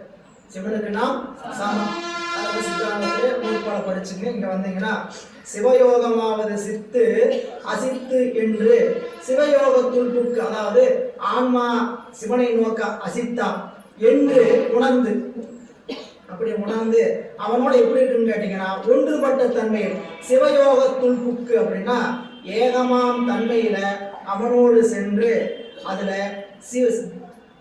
தன்னொழி தானே சிவனுடைய அருளொளியில நம்மளுடைய அறிவொளி அடங்கி நிற்கிறது. இல்ல எத்தனை ஒளி வந்தாலும் சூரிய ஒளிக்கு கீழே தான். புரியுங்களா? நட்சத்திரம் வானத்துல நம்மளாம் நட்சத்திர கூட்டம். புரியுங்களா? நம்மளுக்கு ஒளி இருக்கு. இந்த நட்சத்திர கூட்டம் எதில் அடங்கிடும்? சூரிய ஒளியில அடங்கி நிற்கும். சரிங்களா? அப்போ சூரியனுக்கு மற்ற ஒளி அடங்கி நிற்பது. அதனாலதான் சொன்னார் நம்மளுடைய திருவாசகத்தில் படிக்கும் போது, சரிங்களா, அண்ணாமலையான் அடிக்கமலம் சென்றிறைஞ்சும் விண்ணோர் முடியின் மணித்தொகை வீரற்றார் போல் கண்ணார் இரவி கதிர்வந்து கார்கரப்ப தன்னார் ஒளிமழுங்கி தாரகைகள் தாமகள. அண்ணாமலையாருடைய திருவடி கமலத்துல சென்று இறைஞ்சிறார்கள். யாருங்க? தேவர்கள் எல்லாம். விண்ணோர் முடியின் மணித்தொகை, எத்தனை பேர் போய் கும்பிட்டாங்க? தேவாதி தேவர்கள் 33 கோடி தேவர்களும் போய் கும்பிட்டாங்கன்னு வச்சுக்கங்க. நாங்கள் தலையில் அணிஞ்சிருக்கிற மணிமகள் இருக்குல்ல, இது நல்லா அப்படியே வீசுது, ஒவ்வொரு மணிமகளும் வீசுது. அந்த காலுக்குள்ள போய் விழுந்த போது இந்த மணிமகடத்தோட ஒளியே தெரியலையா? எந்த ஒளிதான் தெரிஞ்சுதான்? அந்த பெருமானுடைய திருவடி ஒளிதான் அப்படியே பறந்திருந்தான். அண்ணாமலையான் அடி கமலம் சென்று இறைஞ்சும் விண்ணோர் முடியின் மணித்தொகை வீறு அற்றார் போல். எது போல? கண்ணார் இரவி கதிர்வந்து கார் கரப்ப தன்னார் ஒளிமழுங்கி தாரகைகள் தாம் அகல. வானத்திலிருந்து சூரியனுடைய கதிர் வந்து இருட்டை விரட்ட அதிலிருந்து கொண்டிருந்த நட்சத்திர கூட்டங்கள் தாரைகள் என்னாச்சுங்களா? ஒளி மழுங்கி. நம்மளுடைய அறிவு முத்தி பெற்ற நிலையிலும் சிவயொளியில போய் அடங்கி நிற்குமே தவிர நம்ம அறிவு எப்பயும் இறைவனுடைய அறிவுக்கு மேல இல்ல. இதை நோக்கும் போது நம்ம என்ன புரிஞ்சுக்கணும் கேட்டா, நம்ம குருநாதரை பார்க்கும்போது அவங்களுடைய அறிவுல நம்ம என்ன பண்ணணும்? அதை நினைக்கணும். அப்போ உள்ளொளி தன்னொளி தானாய் அவயோகம் சாராது. அவயோகம் மற்ற யோகம்லாம் அவயோகம் தாங்க. அந்த யோகத்தை தான் முதலே சொன்னேன். அவயோகம் சாராது அவன் பதி போக மிகுகின்ற அன்பினால் சிவபோகத்தை தருகின்ற அவனுடைய உலகத்துக்கு செல்வதற்குரிய நவயோக நந்தி. நவயோகம்னா இங்க 9 யோகம் இல்ல, புதியதோர் யோகம். நவயோகங்களுக்கு என்ன பொருள்?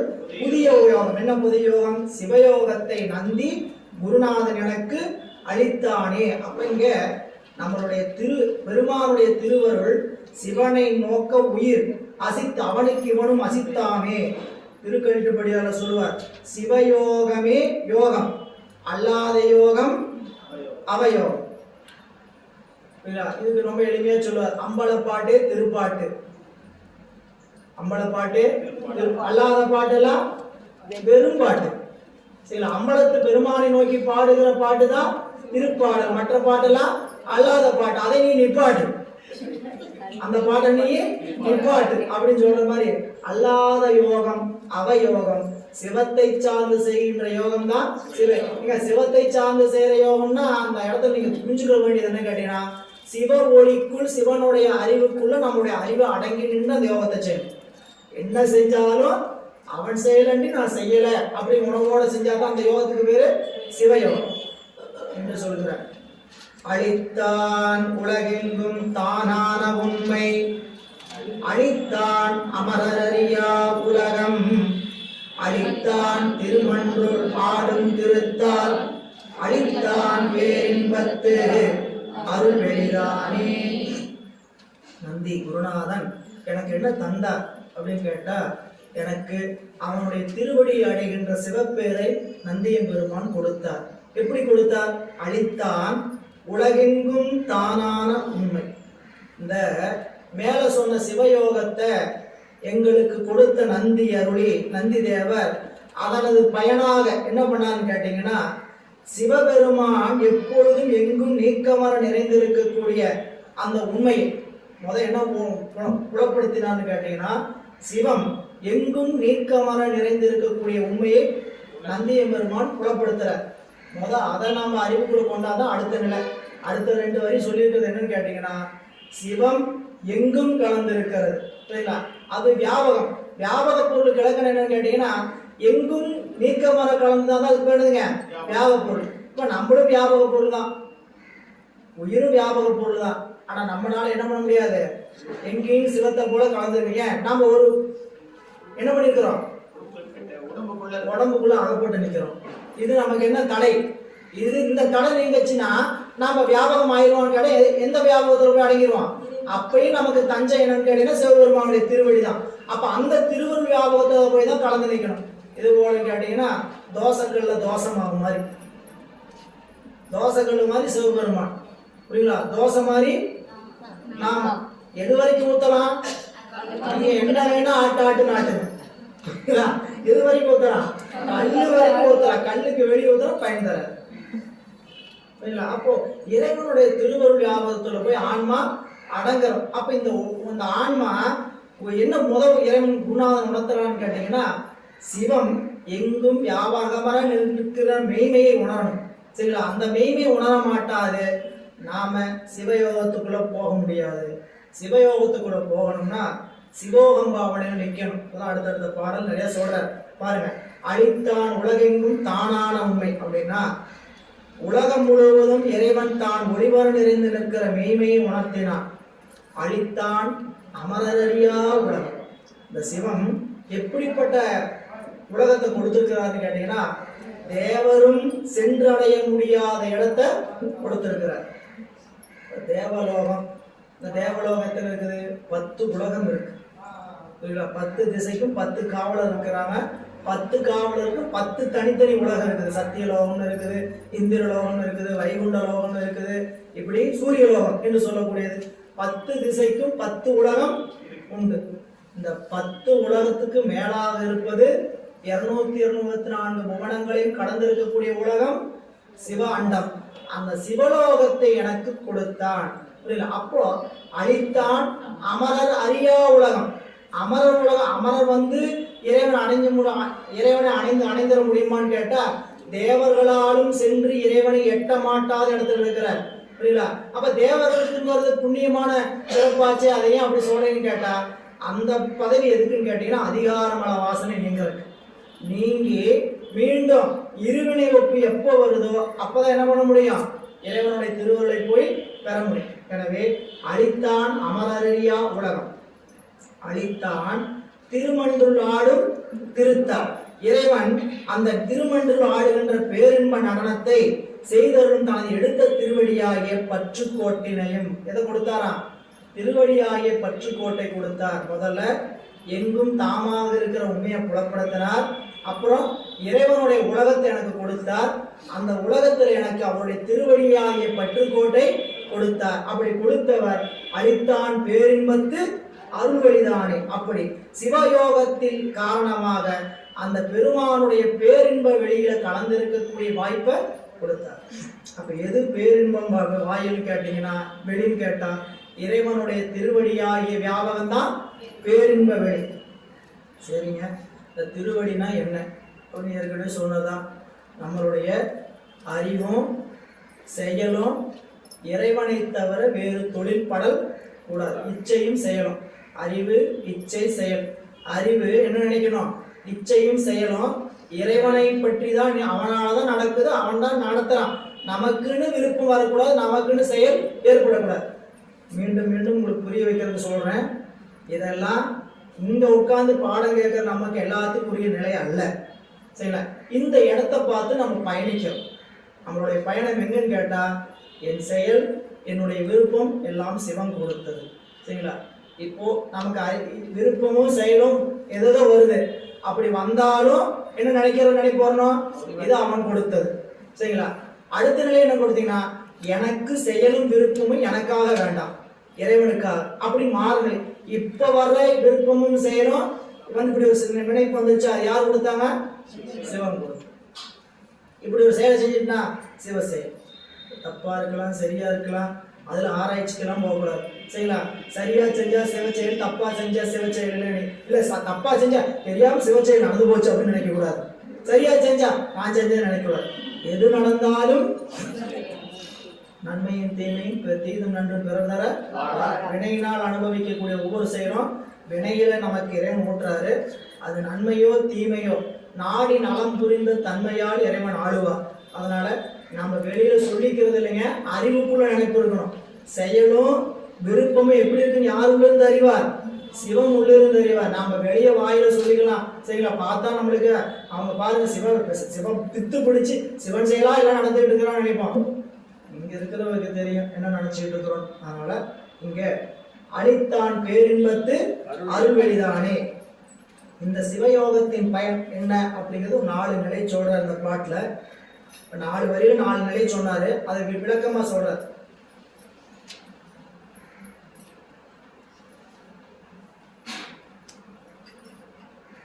உரையாசிரியர் அடித்தான் எங்கும் தான் இருக்கக்கூடிய பெருமை, அடித்தான் அமரனியார் உலகம், அடித்தான் திருமண்டுலாடுகின்ற திருத்தாள், அடித்தான் பேரின்பத்து ஆள்கள். இந்த 4 நிலையை சொல்லும் பொழுது 4 வகையிலும் இருக்கக்கூடிய முக்தியை சொல்றார். முக்தினா என்ன அப்படின்னு நம்ம பார்த்தோம். விடுதலை பெறுவது முக்தி, விட்டு நிற்பதுக்கு பேரு முக்தி.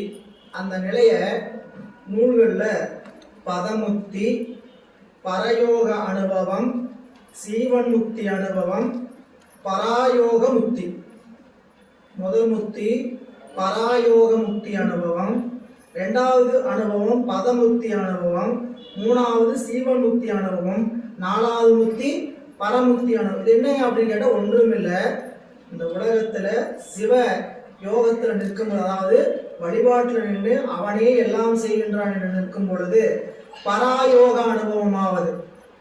பராயோக அனுபவமாவது அறிவு இச்சையும் செயலும் புறத்துல செல்லுங்கால் காண்பனை யாவும் சிவமேயாய் தோன்றுதல்.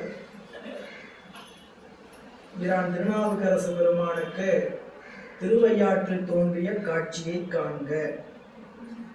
காணும் பொருள் எல்லாம் சிவயோகமாகவே சிவமேயாய் தோன்றுதல். பார்க்கறதெல்லாம் உலகத்துல நமக்கு கொடுத்திருக்கிற பொருள்கள் எல்லாம் சடப்பொருளை இறைவன் கொடுத்திருக்கிறார். கொடுத்திருக்கிற பொருள் எல்லாம் சிவத்தினுடைய தன்மையா சிவ. இப்ப நம்ம ஒரு காட்சி பார்க்கிறோம், சில பேருக்கு அதை பார்க்கும்போது சிவலிங்கமா தோணும், சில பேருக்கு கல்லா தோணும், சில பேருக்கு நிழலா தோணும். வானத்துல ஒரு காட்சி வருது சரிங்களா, அந்த காட்சி எல்லாத்துக்குமே கிடைக்கும் அப்படின்னு கேட்டீங்கன்னா கிடைக்காது. ஒரு மேகக்கூட்டம் தான், மேகக்கூட்டமே ஒரு இடத்துல சிவலிங்கமா தோன்றுச்சு. எத்தனை பேர் பார்த்தீங்கன்னு தெரியல. இது பவானியில் நடந்தது சரிங்களா. இப்போ ஒரு 3 வருஷத்துக்கு முன்னாடி நடந்தது அந்த காட்சி. அப்படியே அந்த முருகப்பெருமானுடைய கோயில், அந்த கோயிலுக்கு மேல சிவலிங்கமா தோன்றிய காட்சி. இது ஏதோ கிராபிக்ஸ் பண்ணி அனுப்பிச்சாங்க அப்படிங்கிற மாதிரிலாம் இல்லை. நம்ம அருகாமை பக்கம் அங்கே ஊருங்கிறதுனால நண்பர்கள் பலரும் எடுத்து அனுப்பிச்ச புகைப்படம் வீடியோ அப்போ ஆன் தி ஸ்பாட் எடுத்து அனுப்பிச்சாங்க சிவலிங்க காட்சி சரிங்களா. அப்போ இந்த காட்சி இறைவன் கொடுக்கின்ற போது உலகத்தோடு அவனுடைய நிலைப்பு கலப்பு எப்படி இருக்குது, 2 கலந்து இருக்கிற. சிவலிங்கங்கிறது இறைவனை காண்கின்ற குறி அடையாளம். அந்த அடையாளத்தை இறைவன் எல்லா பொருளையும் வச்சிருக்கிறார். நம்ம பெரியவங்க சொல்லும்போது சொல்லுவாங்க, இந்த தரலாம் நீட்டினீங்கன்னா சிவலிங்கம் தான் தெரியும், சிவலிங்க காட்சி தான் தெரியும். ஒரு விரல்ல இருக்க காட்சி புரியுங்களா. இப்படி உலகம் அனைத்தும் சிவமேயாய் அந்த காண்கின்ற காட்சி. அதனாலதான் கண்டேன் அவர் திரு பாதம் கண்டறியாதன கண்டேன். எப்படிப்பட்ட காட்சி? மாதர் பிறை கண்ணியானை மலையான் மகளோடும் பாடி போதோடு நீ சுமந்தேத்தி புகுவார் அவர் பின் புகுவே யாதும் சுவடு படாமல் ஐயாறு அடைகின்ற போது காதல் மடப்பிடியோடும் களிறு வருவன கண்டே. மடப்பிடி களிறு, களிறு ஆண் யானை, பிடி பெண் யானை, 2 சேர்ந்து வரதை பார்த்தேன். எது காட்சிப்பட்டது? கண்டேன் அவர் திருப்பாதம் கண்டறியாதன கண்டேன். பார்த்த காட்சி கண்டறியாத காட்சி. அங்கு சிவமும் சக்தியும் அம்மையப்பராகத்தான் எனக்கு காட்சிப்பட்டார். இவளைய உடம்புல ஆண் தன்மையும் பெண் தன்மையும் ஒரு சேர ஒரு உடம்புல வச்சிருக்கிறாரு சரிங்களா. நீங்க அலிங்கர் பரப்புக்கு போய் பார்க்கலாம், ஆண் பெண்ணு தனித்தனியா பாருங்க. இந்த உடம்புல ஆண் தன்மை இருக்குது, பெண் தன்மை இருக்குது சரிங்களா. பெண் தன்மை ஆண்கிட்ட அதிகமா இருந்தா அவருடைய நளினம், பேசுகின்ற வார்த்தை எல்லாமே என்னவா இருக்கும்? பெண் தன்மையா இருக்கும். பெண்ணுகிட்ட ஆண் தன்மை அதிகமா இருந்ததுன்னா பேசுகின்ற பேச்சு, நடக்கிற பாவனை எப்படி இருக்கும்? பேசுறாங்கன்னா பொம்பளை மாதிரி நீ பேசு அப்படிம்பாங்க. புரியுதா? டேய் என்னடா நீ இப்படி பேசிட்டு இருக்கிற அப்படிம்பாங்க. என்ன ஆண் தன்மையும் பெண் தன்மையும் ஒரு இடத்துல இருக்குதுங்கிறத இறைவன் காட்டுறாரா இல்லையா? அப்போ இப்படி உலகமெங்கும் தானான உண்மை இந்த பெருமான் அப்படி எனக்கு இந்த இப்படி சிவமே காண்பதுக்கு பேர் என்னதுங்க? பராயோக முக்தி. அடுத்தது சீவன் முக்தி. அப்படின்னா பதமுக்தினா என்னன்னு கேட்டீங்கன்னா, அந்த இடத்துல உண்டாகின்ற சிற்றின்ப உணர்ச்சி. உலகத்தை பார்க்குறோம், சிவமா தோணுது, சரிங்களா? அந்த இடத்துல அனுபவிக்கிற அனுபவம் எப்படி இருக்குன்னு கேட்டீங்கன்னா சிவமா தோணும், சரிங்களா? அது என்ன, அது எந்த இன்பமா வேணா இருக்கட்டும், புரியல? சோத்து பானைக்குள்ள இருக்கிறான் சொக்கப்பேன், சோத்து பானைக்குள்ள இருக்கிறான் சொக்கப்பேன். அங்க சோத்து பானைக்குள்ள என்னவா தெரியக்கூடாது? அரிசியா தெரியக்கூடாது, எல்லாம் சிவமாங்காட்சி. சோத்து எளிமையா சொன்னாங்க, சோத்து பானைக்குள்ள கூட சொக்கப்பேன். நீங்க மொக்கணியருடைய முழுத்தலைமேனி சொக்கதாக காட்டிய தொன்மை. மொக்கணியருடையனா திருவாசகத்துல 2வது பகுதியில ஒரு வரி, மொக்கணியருடைய முழுத்தலைமேனி. மொக்கணீச்சரன் பேரு, அவினாசி பக்கத்துல திருத்தலம் இருக்குது, மொக்கணீச்சரன் பேரு. என்ன வரலாறுன்னு கேட்டீங்கன்னா, ஒரு அன்பர் தன்னுடைய தாய் மாமனோட அப்படியே வாணிபம் பொருட்டு போயிட்டு இருக்கிறாங்க. ஒரு குதிரையை கூட்டிட்டு போயிட்டு இருக்கிறாங்க வாணிபத்துக்கு. இவனுக்கு என்ன வழக்கு, இந்த மாப்பிள்ளைக்கு என்ன வழக்குன்னு கேட்டீங்கன்னா, காலையில சிவலிங்க திருமேனியை பார்க்காம சாப்பிட மாட்டான். அவனுடைய கொள்கை என்ன? காலையில் சிவலிங்க திருமேனியை பார்க்காம சாப்பிட மாட்டான். இவங்க மாமனுக்கு அப்படிப்பட்ட கொள்கையில கூட வியாபாரத்துக்கு போயிட்டு இருக்கிறாங்க. காலையில 9, 8, 9 ஆச்சு, பசி எடுக்குது. இவன் சொல்றான், சிவலிங்கத்தை பார்த்தா சாப்பிடணுமாமா, நீ வேணா சாப்பிடுனா சாப்பிடுமாமா அப்படின்றான். உங்களோட வீட்டை சார் 2 பேரும் சேர்ந்து சாப்பிடலாம். கொஞ்சம் போய் பார்த்தாங்க, ஒரு 1/2 மணி நேரம் ஆச்சு, ஒன்றும் கோயில் தென்படுற மாதிரியே தெரியல. மாப்பிள்ளை நீங்க இரு, நான் எங்கேயாவது இருக்குதான்னு பார்த்துட்டு வரேன். நீ என்ன பண்ணான்னு கேட்டீங்கன்னா, இந்த குதிரைக்கு கொள்ளு வைக்கிற அந்த பை இருக்கு இல்லைங்களா, இந்த பையை போய் எடுத்து என்ன பண்ணா கமுத்தி, சரிங்களா, மேல மணலை மூடிட்டு மாப்பிள்ளை சிவலிங்கம் தெரிஞ்சிச்சு வா அப்படின்னு போய் என்ன பண்ணா காமிச்சான், சரிங்களா. இந்த இடம் அப்படியே சிவலிங்க திருமேனியா மாறிடுச்சு.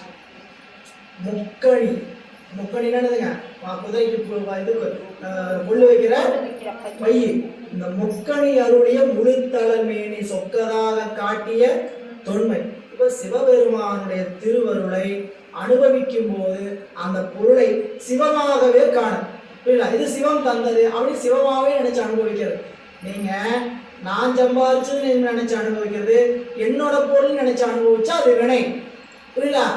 சிவசிவா சிவசிவா, இது சிவபெருமான் கொடுத்த அனுபவம். இது வினை ஏறாமல் இருக்கிறதுக்கான வழி. புரியல? அது உலக பொருள் எதை அனுபவிச்சாலும் சரி, அந்த பொருள் என்னதுங்க? சிவம். சிவசிவான சிவம் தந்தது சிவமாவே அதை இது 2வது முக்தி, பதயோக முக்தி.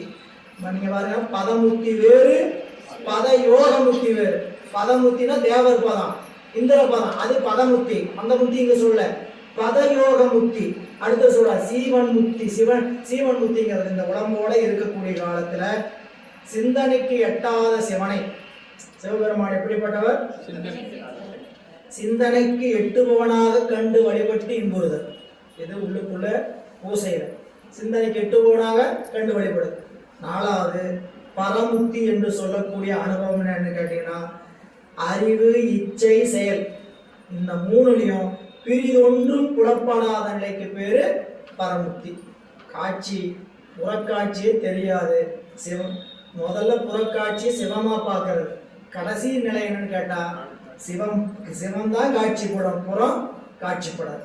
இந்த இடத்துக்கு பேர் பரம். இந்த 4 வரையில அதை சொல்லியிருக்கிறாரு உரையாசிரியர் காட்டுறார். வெளியில் வெளி போய் பிறவியவாறும், அழியில் அழி போய் அடங்கியவாறும், ஒளியின் ஒளி போய் ஒடுங்கியவாறும், தெளியும் அவரே சிவசித்தர் தாமே. சிவசித்தர் யாருங்க? எப்படி இருப்பாங்க? அவங்க நிலை என்னவாறு இருக்கும் அப்படின்னா, வெளியில் வெளி போய் விரவியவார். விரவுதுன்னா வெளியில் இருக்கக்கூடிய ஆகாயமாகிய அந்த வியாபகம், இறை வியாபகம், அந்த வியாபகத்துல உயிராகிய வியாபகம் போய் ஒடுங்குது. புரிஞ்சுக்கிறதுக்கு சொல்லணும்னு கேட்டீங்கன்னா, புற ஆகாயத்தோடு இந்த குடாகாயம் போய் ஒன்றுபடுது. இந்த ஓமைய நல்லா கவனமா வாங்கிக்கங்க. இந்த ஓமையில ஒரு இடர்பாடு இருக்குது. புற ஆகாயத்தோடு குட ஆகாயம் போய் கலத்தல். இல்ல இது என்ன, ஒரு பானை. அந்த பானைக்குள்ள காத்து இருக்கு, வெளி காற்றுன்னு சொல்லக்கூடாது, வெளி இருக்கு, புறத்துலயும் வெளி இருக்குது. பானை உடஞ்சிருச்சு, குடத்துக்குள்ள இருந்த வெளி என்னாச்சு, ஆகாயத்தோட கலந்தாச்சு, புற வெளியோட கலந்தாச்சு. இந்த ஓமை வேதாந்திகளும் சொல்கிறார்கள். அவங்க சொல்றது எதுக்கான ஓமைன்னு கேட்டீங்கன்னா, புற உடம்பு விட்டா, கண்ணுக்கு தெரிய இந்த உடம்பு விட்டா உயிர் என்ன ஆயிரும், சிவத்தோட கலந்துரும். இந்த சீவான்மா பரமான்மாவோட கலந்துரும்.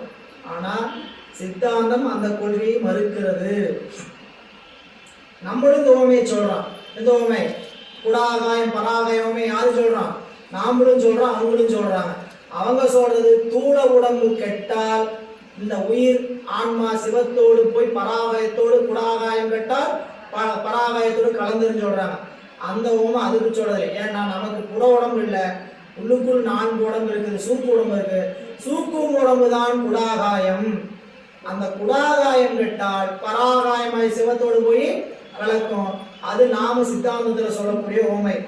இங்க வெளியில் வெளி போய் விரவியவாறும், குடத்தில் இருக்கக்கூடிய ஆகாயம் உயிர் சிவமாகிய புறாகாயத்தில் போல போய் வியாபகமா அடங்கியவாறும், அழியில் அழி போய் அடங்கியவார். இந்த அழிங்கிறது மகிழ்ச்சி, பேரின்பம். இந்த பேரின்பத்துல போய் நம்மளுடைய இன்பமாகிய மகிழ்ச்சி கலந்திருக்கிறது. சிவத்தினுடைய பேரின்பத்தோடு நம்ம இன்பம் போய் கலந்திருக்கிற மாதிரி அப்படிங்கிறது.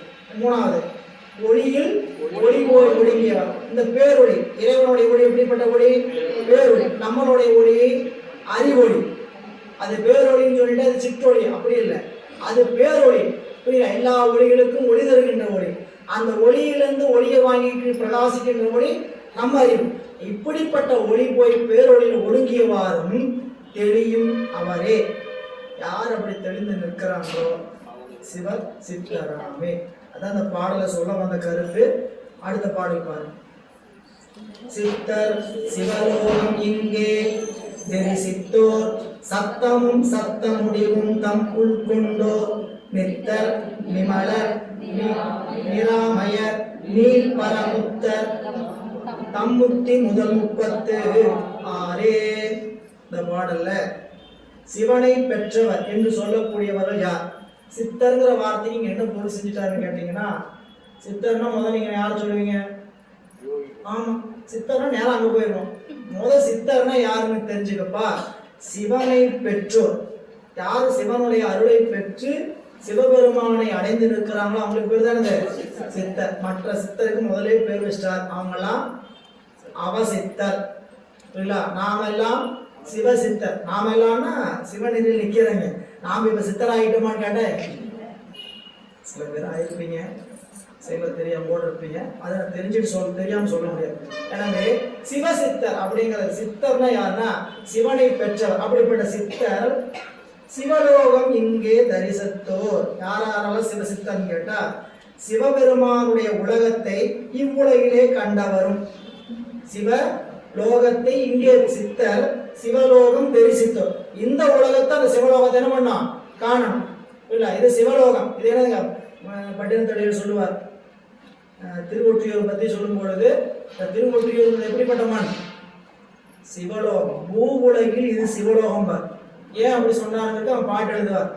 இல்ல, பாவி எல்லாம் தீர்த்தம், மணல் எல்லாம் வெந்நீர், காவணங்கள் எல்லாம் கணநாதம், பூவுலகில் ஈது சிவலோகம் என்று போற்றுகின்ற திரு ஒற்றியூர். திருவொற்றியூருடைய குளம்லாம் என்னவா? பாவி எல்லாம் தீர்த்தம், மணல் எல்லாம் வெந்நீர்.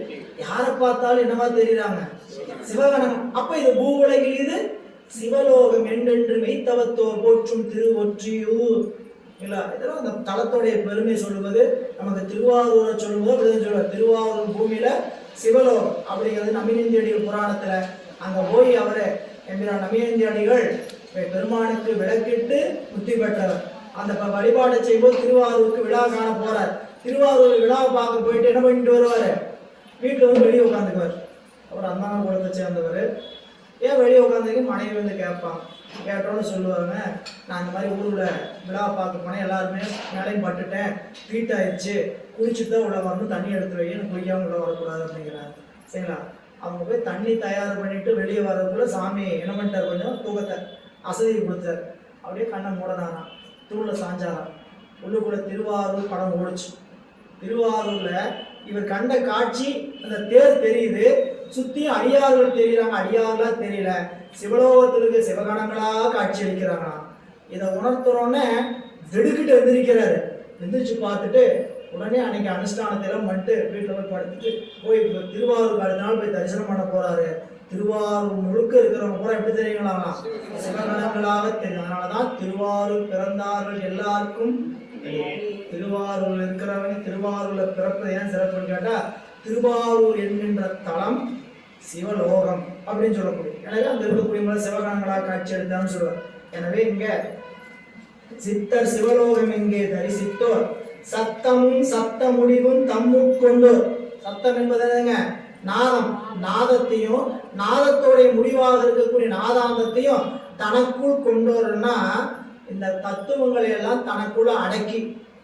சரி, நம்மளால தத்துவத்துக்கு நாம அடங்கி நிற்கிறோம், தத்துவத்தை நமக்குள்ள அடக்கி அப்படின்னு என்ன, 36 தத்துவங்களையும் கடந்து நிற்பது.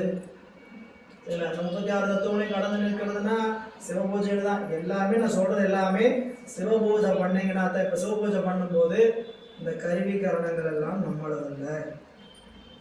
பூசை பண்ண ஆரம்பிக்கும் போதே பார்த்தீங்கன்னா, பூசை பண்ணவங்க பார்த்தீங்கன்னா தெரியும், இப்படின்னு தடவிட்டு இருப்பாங்க, இப்படிம்பாங்க, உடம்பு தொடுவாங்க.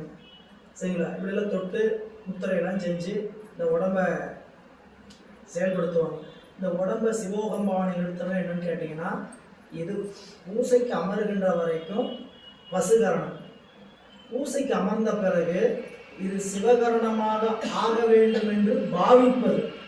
சரிங்களா? பாவனை சிவகரணம் ஆயிடுச்சுன்னு நினச்சிக்கிட்டு இல்லை, சாமி நான் உங்களை பூசிக்க அமர்றேன், இந்த பூசனை நான் செய்கிறேன் என்று செய்யக்கூடாது, நீங்களே இந்த உடம்புல திருவருள் மேனியாக கொண்டு இந்த பூசனையை நிகழ்த்தணும் அப்படின்னு நினைச்சுக்கிட்டு என்ன பண்ணோம், இந்த கரணங்களை எல்லாம் கரை சுத்தி, கரஞாசம், கரஞாசனாலும் ஒண்ணுதான், கரை சுத்தினாலும் ஒண்ணுதான். கரை சுத்தி பண்ணியாச்சு. அங்கன்யாசம், அங்க தேகத்தை என்ன பண்றது, சுத்தம் பண்றது இல்லை. சுத்தினா சுத்தம் நினைச்ச கூடாது. சுத்தி என்றால் நீங்குதல் பேர். ஏன்னா நிறைய பேர் சுத்தி நினைச்சிட்டு இருப்போம், சுத்தம் பண்ண நினைச்சிட்டு இருப்போம். இந்த இடத்துல போய் சுத்தம் பண்ணணும், ஏற்கனவே குளிச்சுட்டு அவங்க உட்காந்துருக்கணும். சரிங்களா? கையை இப்படி ஞாசம் பண்றோம்னா, ஞாசம்னா என்ன, தொடுதல். சரிங்களா? அந்த ஞாசம் என்கின்றது இறைவன் எந்நேரம் தொட்டுட்டு இருக்கிறதுனால அதுக்கு பேர் சன்னியாசி. ஞாசம் என்னது, தொடுதல்.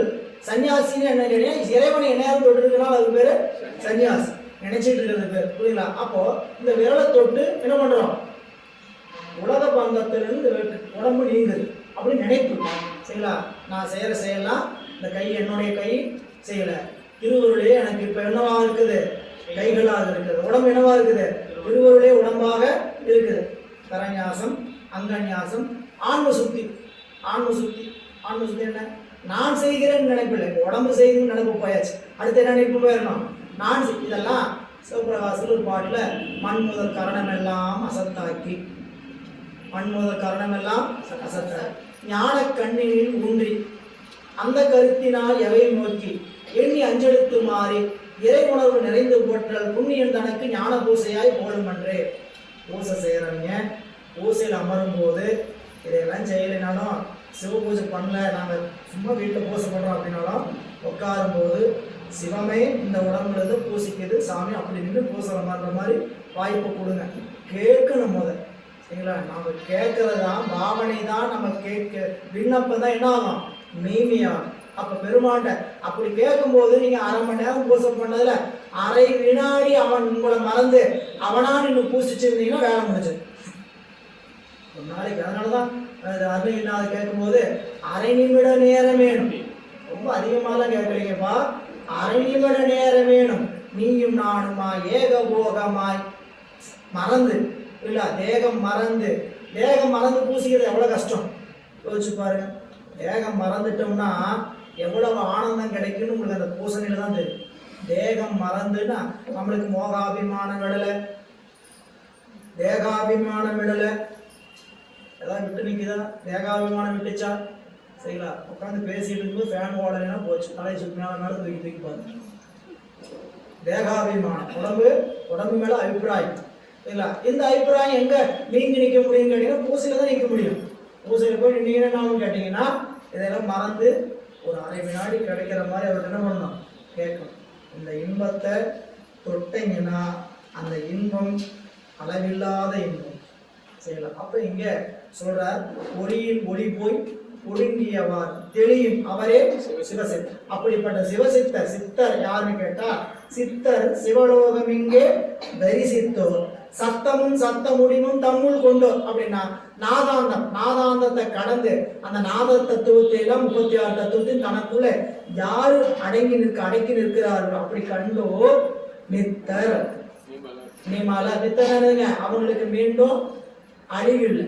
நித்தர்னால் நிலையானவர், நித்தர் நிமலர் மலமற்றவர்கள், நிராமயர் நோய் நீங்கியவர். ஆமயம்னா நோய், ஆமயம்னா நோய், நிராமயம்னா நோய் நீங்கியவர் நிராமயர்.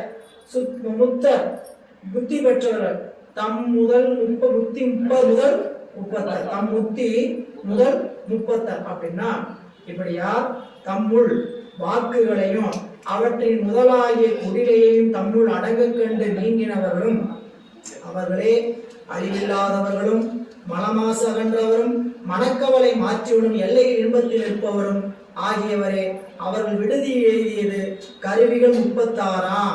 கருவிகள் 36. சரி, முதல் கருவிகள் 36ன்னு நீங்க தெரிஞ்சுக்கங்க. 36 கருவி சித்தாந்த மொழிகள் எல்லாத்துக்கும் உண்மை விளக்கம் நடத்தும் போதே, அடிப்படை கொள்கைகள் நடத்தும் போது சொல்லிடுவாங்க.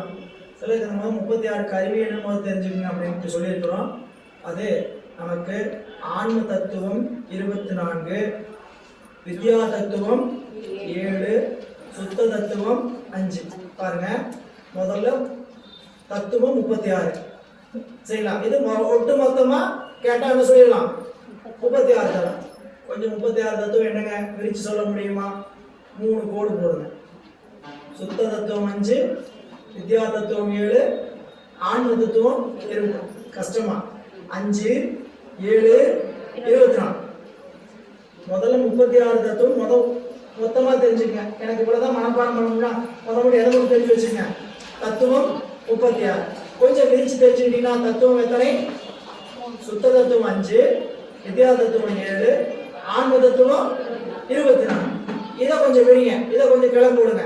சுத்த தத்துவம் 5 என்ன அப்படின்னு 5 எழுதுனீங்கன்னா நாதம், பிந்து, சாதாக்கியம், சுத்தர் மகேஸ்வரம், சுத்த வித்தை. இது 5 முடிஞ்சது. வித்யா தத்துவம் 7 என்ன? அதுக்கு ஒரு கோடு கீழே போட்டு 7 எழுதுங்க. மாயை, காலம், நியதி, கலை, வித்தை, அராகம், குருடன் என்று சொல்லக்கூடிய 7. 24 ஆன்ம தத்துவம். அதை வச்சீங்கன்னா அந்த காரணம் 4, ஞானேந்திரியம் 5, கண்மேந்திரியம் 5, தன்மாத்திரை 5, பூதங்கள் 5. ரொம்ப எளிமையா ஞாபகம் வச்சுக்கலாங்க. 24ல 5 பிரிவு இருக்கு. முதல்ல 36ல 3 பிரிவு. என்னென்னது? சுத்த தத்துவம் 5, வித்யா தத்துவம் 7, ஆன்ம தத்துவம் 24. இதுல சுத்த தத்துவத்தை மட்டும் தனியா ஞாபகம் வைக்கணும். என்ன பண்ணணும்? 5. அது என்னென்ன? நாதம், விந்து, சாதாக்கியம், மகேஸ்வரம், சுத்த வித்தை. வித்யா தத்துவம் 7, மாயை, காலம், நியதி, கலை, வித்தை, அராகம், உருடன். 37. 24 வந்துருங்க. இதெல்லாம் கொஞ்சம் எளிமையா இருக்குது. 5, 5, 7 அவ்வளவுதான் இருக்குது. 5 ஞாபகம் வந்துருச்சு, 7 ஞாபகம் வந்துருச்சு. இந்த 24 ஞாபகம் வைக்கிறது எப்படின்னு தெரியலையே அப்படின்னா 24 மறுபடியும் என்ன பண்ணுங்க, கொஞ்சம் வகைப்படுத்தி காட்டுறாங்க. அந்த கரணம் 4, பூதம் 5, தன்மாத்திரை 5, ஞானேந்திரியம் 5, கண்மேந்திரியம் 5. பாருங்க, 24 எத்தனையா இருக்குது? 5 பிரிவா இருக்குது. 5 பிரிவு என்னவா இருக்குது? 4, 5, 1, 4. 24 எப்படி இருக்குது? 4, 5, 1, 4. 4, 5 என்னென்ன? அறிவு பெறக்கு 5 கருவி, செயல்படுறதுக்கு 5 கருவி, பூதமா இருக்கிறது 5 கருவி, பூதத்தினுடைய உட்பிரிவா இருக்கிறது 5 கருவி. இல்ல, ரொம்ப எளிமையா பாருங்க. அந்த கரணம் சரிங்களா? இது உள்ள இருக்குது. அந்த காரணம்னால அது என்னதுங்க, அந்தர்னா என்னது, உள்ள இருக்கிற காரணம். அது என்னது, 4. மனம், புத்தி, அகங்காரம், சித்தம். இதுக்கு அடுத்தது அறிவு கருவி, ஞானேந்திரியம். செவி, தோல், கண், நாக்கு, மூக்கு. ரொம்ப எளிமையா ஞாபகம் வச்சுக்கலாம். மேல கீழே, மேல கீழே, நடுவில். கண், காது, மூக்கு, வாயின்னு சொல்லிட்டு குழப்பிட்டு இருக்க வேண்டியதில்லை. எப்படி சொல்லி பழகிடணும்? செவி, தோல், கண், நாக்கு, மூக்கு. சரிங்களா? ஞானேந்திரியம் 5 ஞாபகம் வச்சுக்கலாமா? அறிவு கருவி. இப்ப ஞானேந்திரன் கேட்டான்னு சொல்லுவீங்க, எனக்கு யோசனை மறந்துச்சுங்க, ஞாபகம் இல்லை. என்ன பண்ணுங்க, மேலேன்னு சொன்னார் செவி, கீழேன்னு சொன்னார் தோல், மேலேன்னு சொன்னார் கண்ணுன்னு சொன்னார், மறுபடியும் கீழேன்னு சொன்னார் வாயின்னு சொன்னார், நடுவில் சொன்னாரு மூக்கு. சரிங்களா? இதே மாதிரி கண்மேந்திரத்தை ஞாபகம் வச்சுக்கலாம். சரிங்களா? கண்மேந்திரம் என்ன? வாய், கால், கை, எருவாய், கருவாய். வாய் மேல, கால் கீழே, கை மேல, கருவாய், எருவாய் கீழே, கருவாய் மேல. பாருங்க, வாய், கால், கை, எருவாய், கருவாய். வாய் நடக்கிற காலு, கொடுக்கிற கையை, மலஜலங்களை வெளியேற்ற எருவாய், இன்ப உறுப்பு, பிறப்புறுப்பா இருக்கக்கூடிய இன்ப உறுப்பு எருவாய், இந்த கருவாய். இந்த 5 அது பாருங்க, மேல கீழே, மேல கீழே, மேல. இப்படி வச்சுக்கிட்டீங்கன்னா இந்த 5 ஞானேந்திரியம் 5, கண்மேந்திரியம். பூதங்கள் சொல்ல வேண்டாம், தலைகளை நீங்க சொல்லுங்க. கேட்டா பூதங்கள் எல்லாரும் எப்படி சொல்லுவோம்?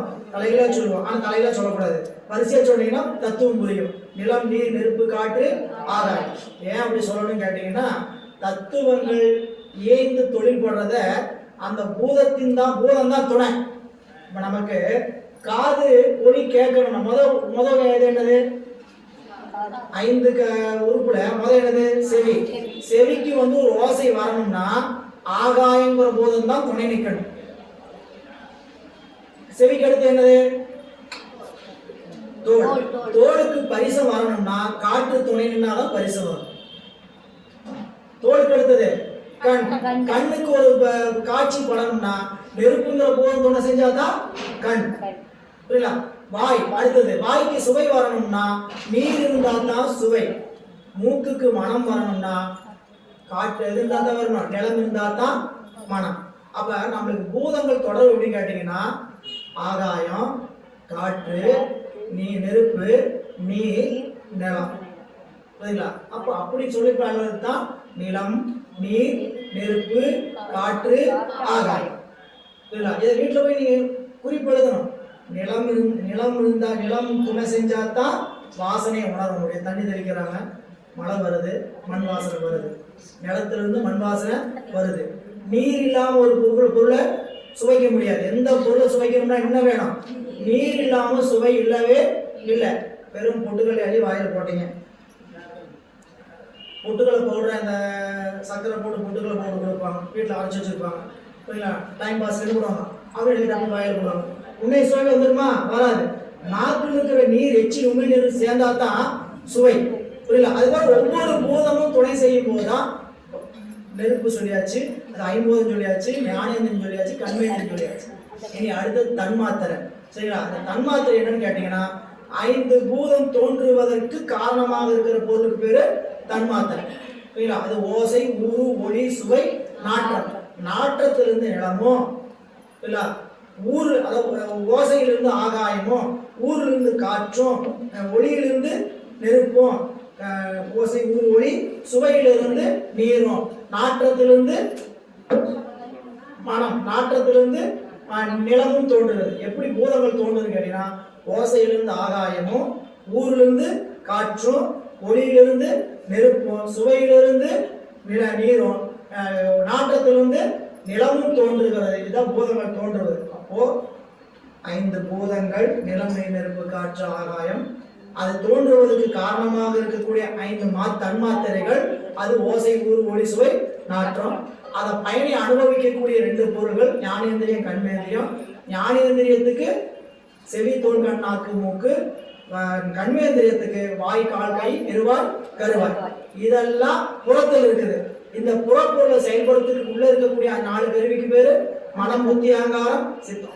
24 தாங்க ஆன்ம தத்துவம். இப்போ 36 தத்துவம்னா 36 கிளை, 5, 7, 24 கிளை, 5, கிளை 7, 24 கிளை 4, 5, 5, 5, 5, 4 என்ன 5 என்ன 5 என்ன 5 என்ன 5 என்ன எழுதி வீட்டில் அட்டவணை போட்டு வச்சுக்கணும். சரிங்களா? இந்த அட்டவணை பூசை பண்ணும்போது மனத்துல ஓடணும். ஏன் 36 தத்துவத்தை ஏன் சொன்னேன்னு கேட்டீங்கன்னா, இந்த 36 கடந்து நாதத்தை கடந்தால்தானே அந்த இடத்துக்கு பெருமான் இருக்கக்கூடிய இடத்தை உணர்ந்தவங்க தானே சித்தர். சிவயோக சித்தர் என்பது யார்? சிவத்தை பெற்றவர். சிவத்தை பெற்றவர் யார்? இந்த 36 கடந்து நிற்கிறவங்க தான் சிவத்தை பெற்றவர். இது 36 கடக்கணும். எங்க போய் கிடக்குறதுன்னு கேட்டீங்கன்னா, அறிவுக்குள்ள பூசை பண்ணும்போது நிலத்தின் தொடர்பில் நீங்குகிறேன், நீரின் தொடர்பில் நீங்குகிறேன் அப்படின்னா அகப்பூசையில நிலம் சம்பந்தமா உடம்புல என்னென்ன இருக்குதோ அந்த உணர்வெல்லாம் நீங்கணும். நீர் சம்பந்தமா உடம்புல என்ன நினைப்புலாம் இருக்குதோ அது நீங்கணும். இதெல்லாம் நீங்காது. நீங்காதுன்னு எப்போ? நீங்கவே நீங்காத அர்த்தம் இல்லை, நினைச்சதுனால நீங்கிறாது. சரிங்களா? சாமி கிட்ட விண்ணப்பம் செஞ்சு சாமி இந்த நினைப்பு என்ன ஆகணும்? நீங்கணும். அப்படி நினைக்க நினைக்க என்ன ஆகும் கேட்டீங்கன்னா, இந்த தொடர்பு பூசையும் போது நமக்கு என்ன ஆகும்? விடுபடும். சரிங்களா? அந்த விடுபட்டு அந்த இடத்துக்கு போறது எல்லா நேரமும் கிடைக்காது. ஒரு சில வினாடி இங்கே கிடைச்சிடும். புரியுங்களா? இந்த டைமிங்கை நம்ம என்ன பண்ணணும்? எக்ஸ்டெண்ட் பண்ணணும். அந்த அனுபவம் தான் சிவானுபவம். சரிங்களா? இந்த சிவானுபவத்தை தான் நமக்கு இந்த நூல் காட்டுகிறது. எனவே இங்க சொல்லும் போது சித்தர் சிவலோகம் இங்கே தரிசித்தோர் சத்தமும் சத்த முடிவும் தம்முள் கொண்டார். அவங்கள யாரு? நித்தர், நிமலர், நிராமயர், நீள்பர, முத்தர், தம் முத்தி முதல் 36. இந்த 36 தத்துவங்களை தாங்க எம்பிரான் கண்ணப்ப நாயனாருடைய வரலாற்றில் படிக்கும்போது படிச்சிருப்போம், படிப்பீங்க. சரிங்களா? காலத்துக்கு போறார், வண்டியை துரத்திட்டு தானே போனார். அதான் உங்களுக்கு ஏற்கனவே அங்கங்க சொல்லிட்டு வந்துட்டு இருக்கிறேன். வேட்டையாட போனாரு. வேட்டையாடும் போது ஒரே ஒரு பனி மூட்டை என்ன பண்ணுச்சு? தப்பி ஓடியது. அந்த பண்டிகையை துரத்தி நம்மளுடைய திண்ணனார் மட்டும் ஓடனாரு. ஒரு மலையினுடைய சரிவில் போய் என்ன ஆயிடுச்சு? போறது வழியாம நின்றுச்சு. இவர் பாஞ்சு கத்தியில குத்தி கொண்டுட்டார். பின்னாடி நாணனும் காடனும் ஓடி வந்தாங்க. மற்றவங்களும் வரல, சலிச்சு போய் அங்கேயே நின்றுட்டாங்க. நின்னது போக நாணன் காடன் என்கின்ற 2 நல்வினை தீவினை மட்டும்தான் வந்துச்சு. நாணன் நல்வினை, காடன் தீவினை, இது மட்டும் தொடர்ந்து வந்துச்சு. காடன் வந்தா சொன்னா, நம்மளுடைய தலைவர் என்ன பண்ணிட்டாரு? குத்தி கொண்டாரு. வெற்றி. பசிக்குதுப்பா, சரி ரொம்ப தூரம் ஓடி வந்துட்டோம், சாப்பிடலாம். சரி, இந்த பண்டிகை என்ன பண்ணுங்க, சமைச்சு வைப்பா. காடா ரொம்ப தூரம் ஓடி வந்தோம், தண்ணி தாகம் வந்துச்சு. இங்க பக்கத்துல நல்ல குடிக்கிறது நல்ல தண்ணி எங்க கிடைக்கும்? நானன் கேட்கிறேன். நானன் சொல்றான், பக்கத்துல போனீங்கன்னா பொண்ணுபடி யாரு நல்ல நீர் கிடைக்கும். சரி, நம்ம போலாமே. அங்க எங்க இருக்குது? இந்த தேக்கு மர காட்டை கடந்தா இருக்குது, போலாம். நான் 2 பேரும் கேட்பா, நீ பண்டிகை என்ன பண்ண, சமைச்சு வை அப்படின்னு சொல்லிட்டு காரணம் சொல்லிட்டு நானும் கூட்டிட்டு போனாங்க. பொன்முகலி ஆற்றுக்கு போக பொன்முகலி ஆற்றோடைய கரையில் என்ன இருக்குது? காலத்தி மலை தெரியாது. சரி, மலையை பார்த்தோன்னே நம்மளுடைய நாயனாருக்கு என்ன மலை அப்படின்னாரு. நானும் சொன்னா, இதான் காலத்தி மலை. குடுமி தேவை என்ன மலைன்னு தான் கேட்டார், என்ன இருக்குன்னு கேட்கல. சரிங்களா? இது காலத்தி மலை, குடுமி தேவர் இருப்பார். அங்கு சென்றால் நல்ல காட்சியை காணலாம். போனா என்ன காட்சி பார்க்கலாம்? நல்ல காட்சி. எனக்கு இதை சொன்ன உடனே கேட்ட உடனே என் மனசு என்னாவது? பாரம்லாம் குறையதமா இருக்குது. 2 பேர் போகலாம். எதுக்காக வந்தாங்க? தண்ணி தாகம் தூரமா துரத்திட்டு வந்து தாகத்தோட வந்தாரு. இப்போ இந்த மலைக்கு எப்படி போறாருன்னு கேட்டீங்கன்னா, பொன்முகலி ஆற்றுல இறங்கி கழுத்தளவு தண்ணியில அப்படியே நடந்துகிட்டே போறாங்க. தண்ணி ஒரு சொட்டு வாயில போச்சான்னு கேட்டா போகல. சரிங்களா? கண்ணப்பரை பத்தி நீங்க நினைப்பு வந்தா அவர் மாதிரி அன்பு செஞ்சிட முடியுமா? சரிங்களா? எல்லாரும் உலகத்தை சொல்லுவாங்க, கண்ணப்பரே கறி சாப்பிட்டாரு, அப்புறம் தான் சாமிக்கு படைச்சாரு சொல்லுவாங்க. சரிங்களா? அவர் மாதிரி அன்னைக்கு ஒரு நாள் தண்ணி குடிக்காம இல்ல, 6 நாளும் தண்ணி குடிக்கல, 6 நாளும் சாப்பிடல. சாமியை பார்த்தது 6 நாள் என்ன ஆயிட்டாரு? உணவு கொள்ளல, உறங்கல, தண்ணி குடிக்கல. இப்படி நம்ம நாள் இருக்க முடியுமா? சரிங்களா? இப்படி பெருமானை நினைச்சிட்டு என்ன பண்ணலாம்? படிக்கட்டு ஏறினாராம்.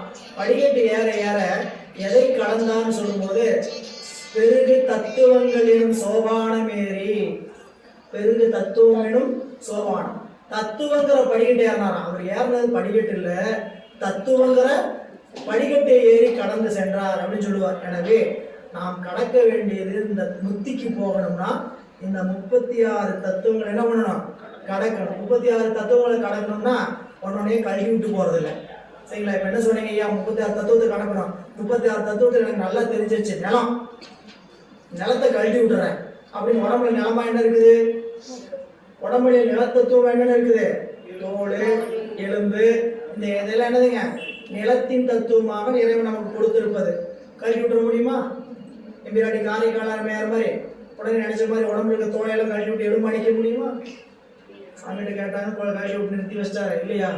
அப்போ அப்படி நிக்கிறது என்ன கேட்டீங்கன்னா, தத்துவம் 36 நிலத்தை பத்தி நம்ம நீங்க நிக்கணும்னா நில சம்பந்தமா இருக்கக்கூடிய இந்த தோல் எலும்பை பற்றிய நினைப்பு நம்ம அறிவுல தாக்காம வெளியே கலந்து நிற்கிறது. உடம்போட தான் இருப்போம். உடம்பு பாதிப்பு அறிவுக்கு செல்லக்கூடாது. சரிங்களா? இப்படி நின்றவர் தான் ஞானி. அதனால இங்க தம் முக்தி முதல் 36 அப்படின்னு காட்டுறார். 30 மாறும் படி முக்தி ஏணியாய் ஒப்பிலா ஆனந்தத்துள்ளொளிவுக்கு சிற்பரிய சிவம் கண்டு தான் தெளிந்து அப்பரிசாக அமர்ந்திருந்தாரே. இந்த 36 தத்துவங்களை சிவசித்தர்கள் முக்தி நிலைக்கு ஏணிப்படிகளாகும். அதுவே என்னது?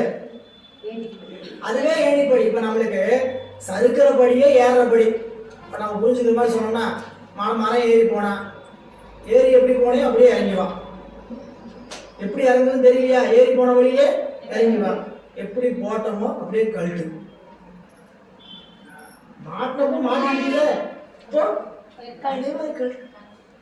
அப்போ உடம்ப விடணும் ஆசை அப்படின்னா உடம்ப விட்டு உயிர் நீங்க நிக்கிறது இல்ல. உடம்புக்கு அனுபவத்துக்கு வந்தது. அனுபவம் என்ன கேட்டா அந்த அனுபவத்தை விட்டு நிற்பது. அப்போ முக்தி சொல்ற சிவசத்தர்கள் 36 தத்துவங்களை முக்திகளை கேள்விப்படலாம் நிற்க அவற்றில் ஒன்றொன்றாக ஏறி கிடந்து போன பாடல சொன்ன மாதிரிதான் இணையற்ற இன்ப வடிவாய் உள்ளொளியாகி அருளே உருவாய் நின்று அவ்வருளுக்கு முதலாகிய சிவத்தையும் கண்டு பின் அசைவின்றி அச்சிவமாய் இன்புற்றிருக்கின்றார்கள். என்னன்னா தத்துவங்களோடு கூடி நின்று இறைவனோடு கலந்திருத்தல். இதுதான் யாதெனின் நீங்கியான் நோதல் அதனின் இளன். இதனால் பாசத்திலிருந்து நீங்கிறது எப்படி, சிவத்தை பின்னர் பெறுவது எப்படி, பெற்றவழி இன்புற்று இருப்பது எப்படி என்று இந்த பாடல் காட்டுறார். பாடல் வழியா பாருங்க. 30 எவ்வளவுங்க? 36. அதுவே படிமுத்தி ஏணியார், முத்திக்கு படி ஏணியார், முத்திக்கு படி ஏணியார் என்று அங்க அப்புறம் ஏணியா போயிட்டு அடுத்து எங்க போனோம்?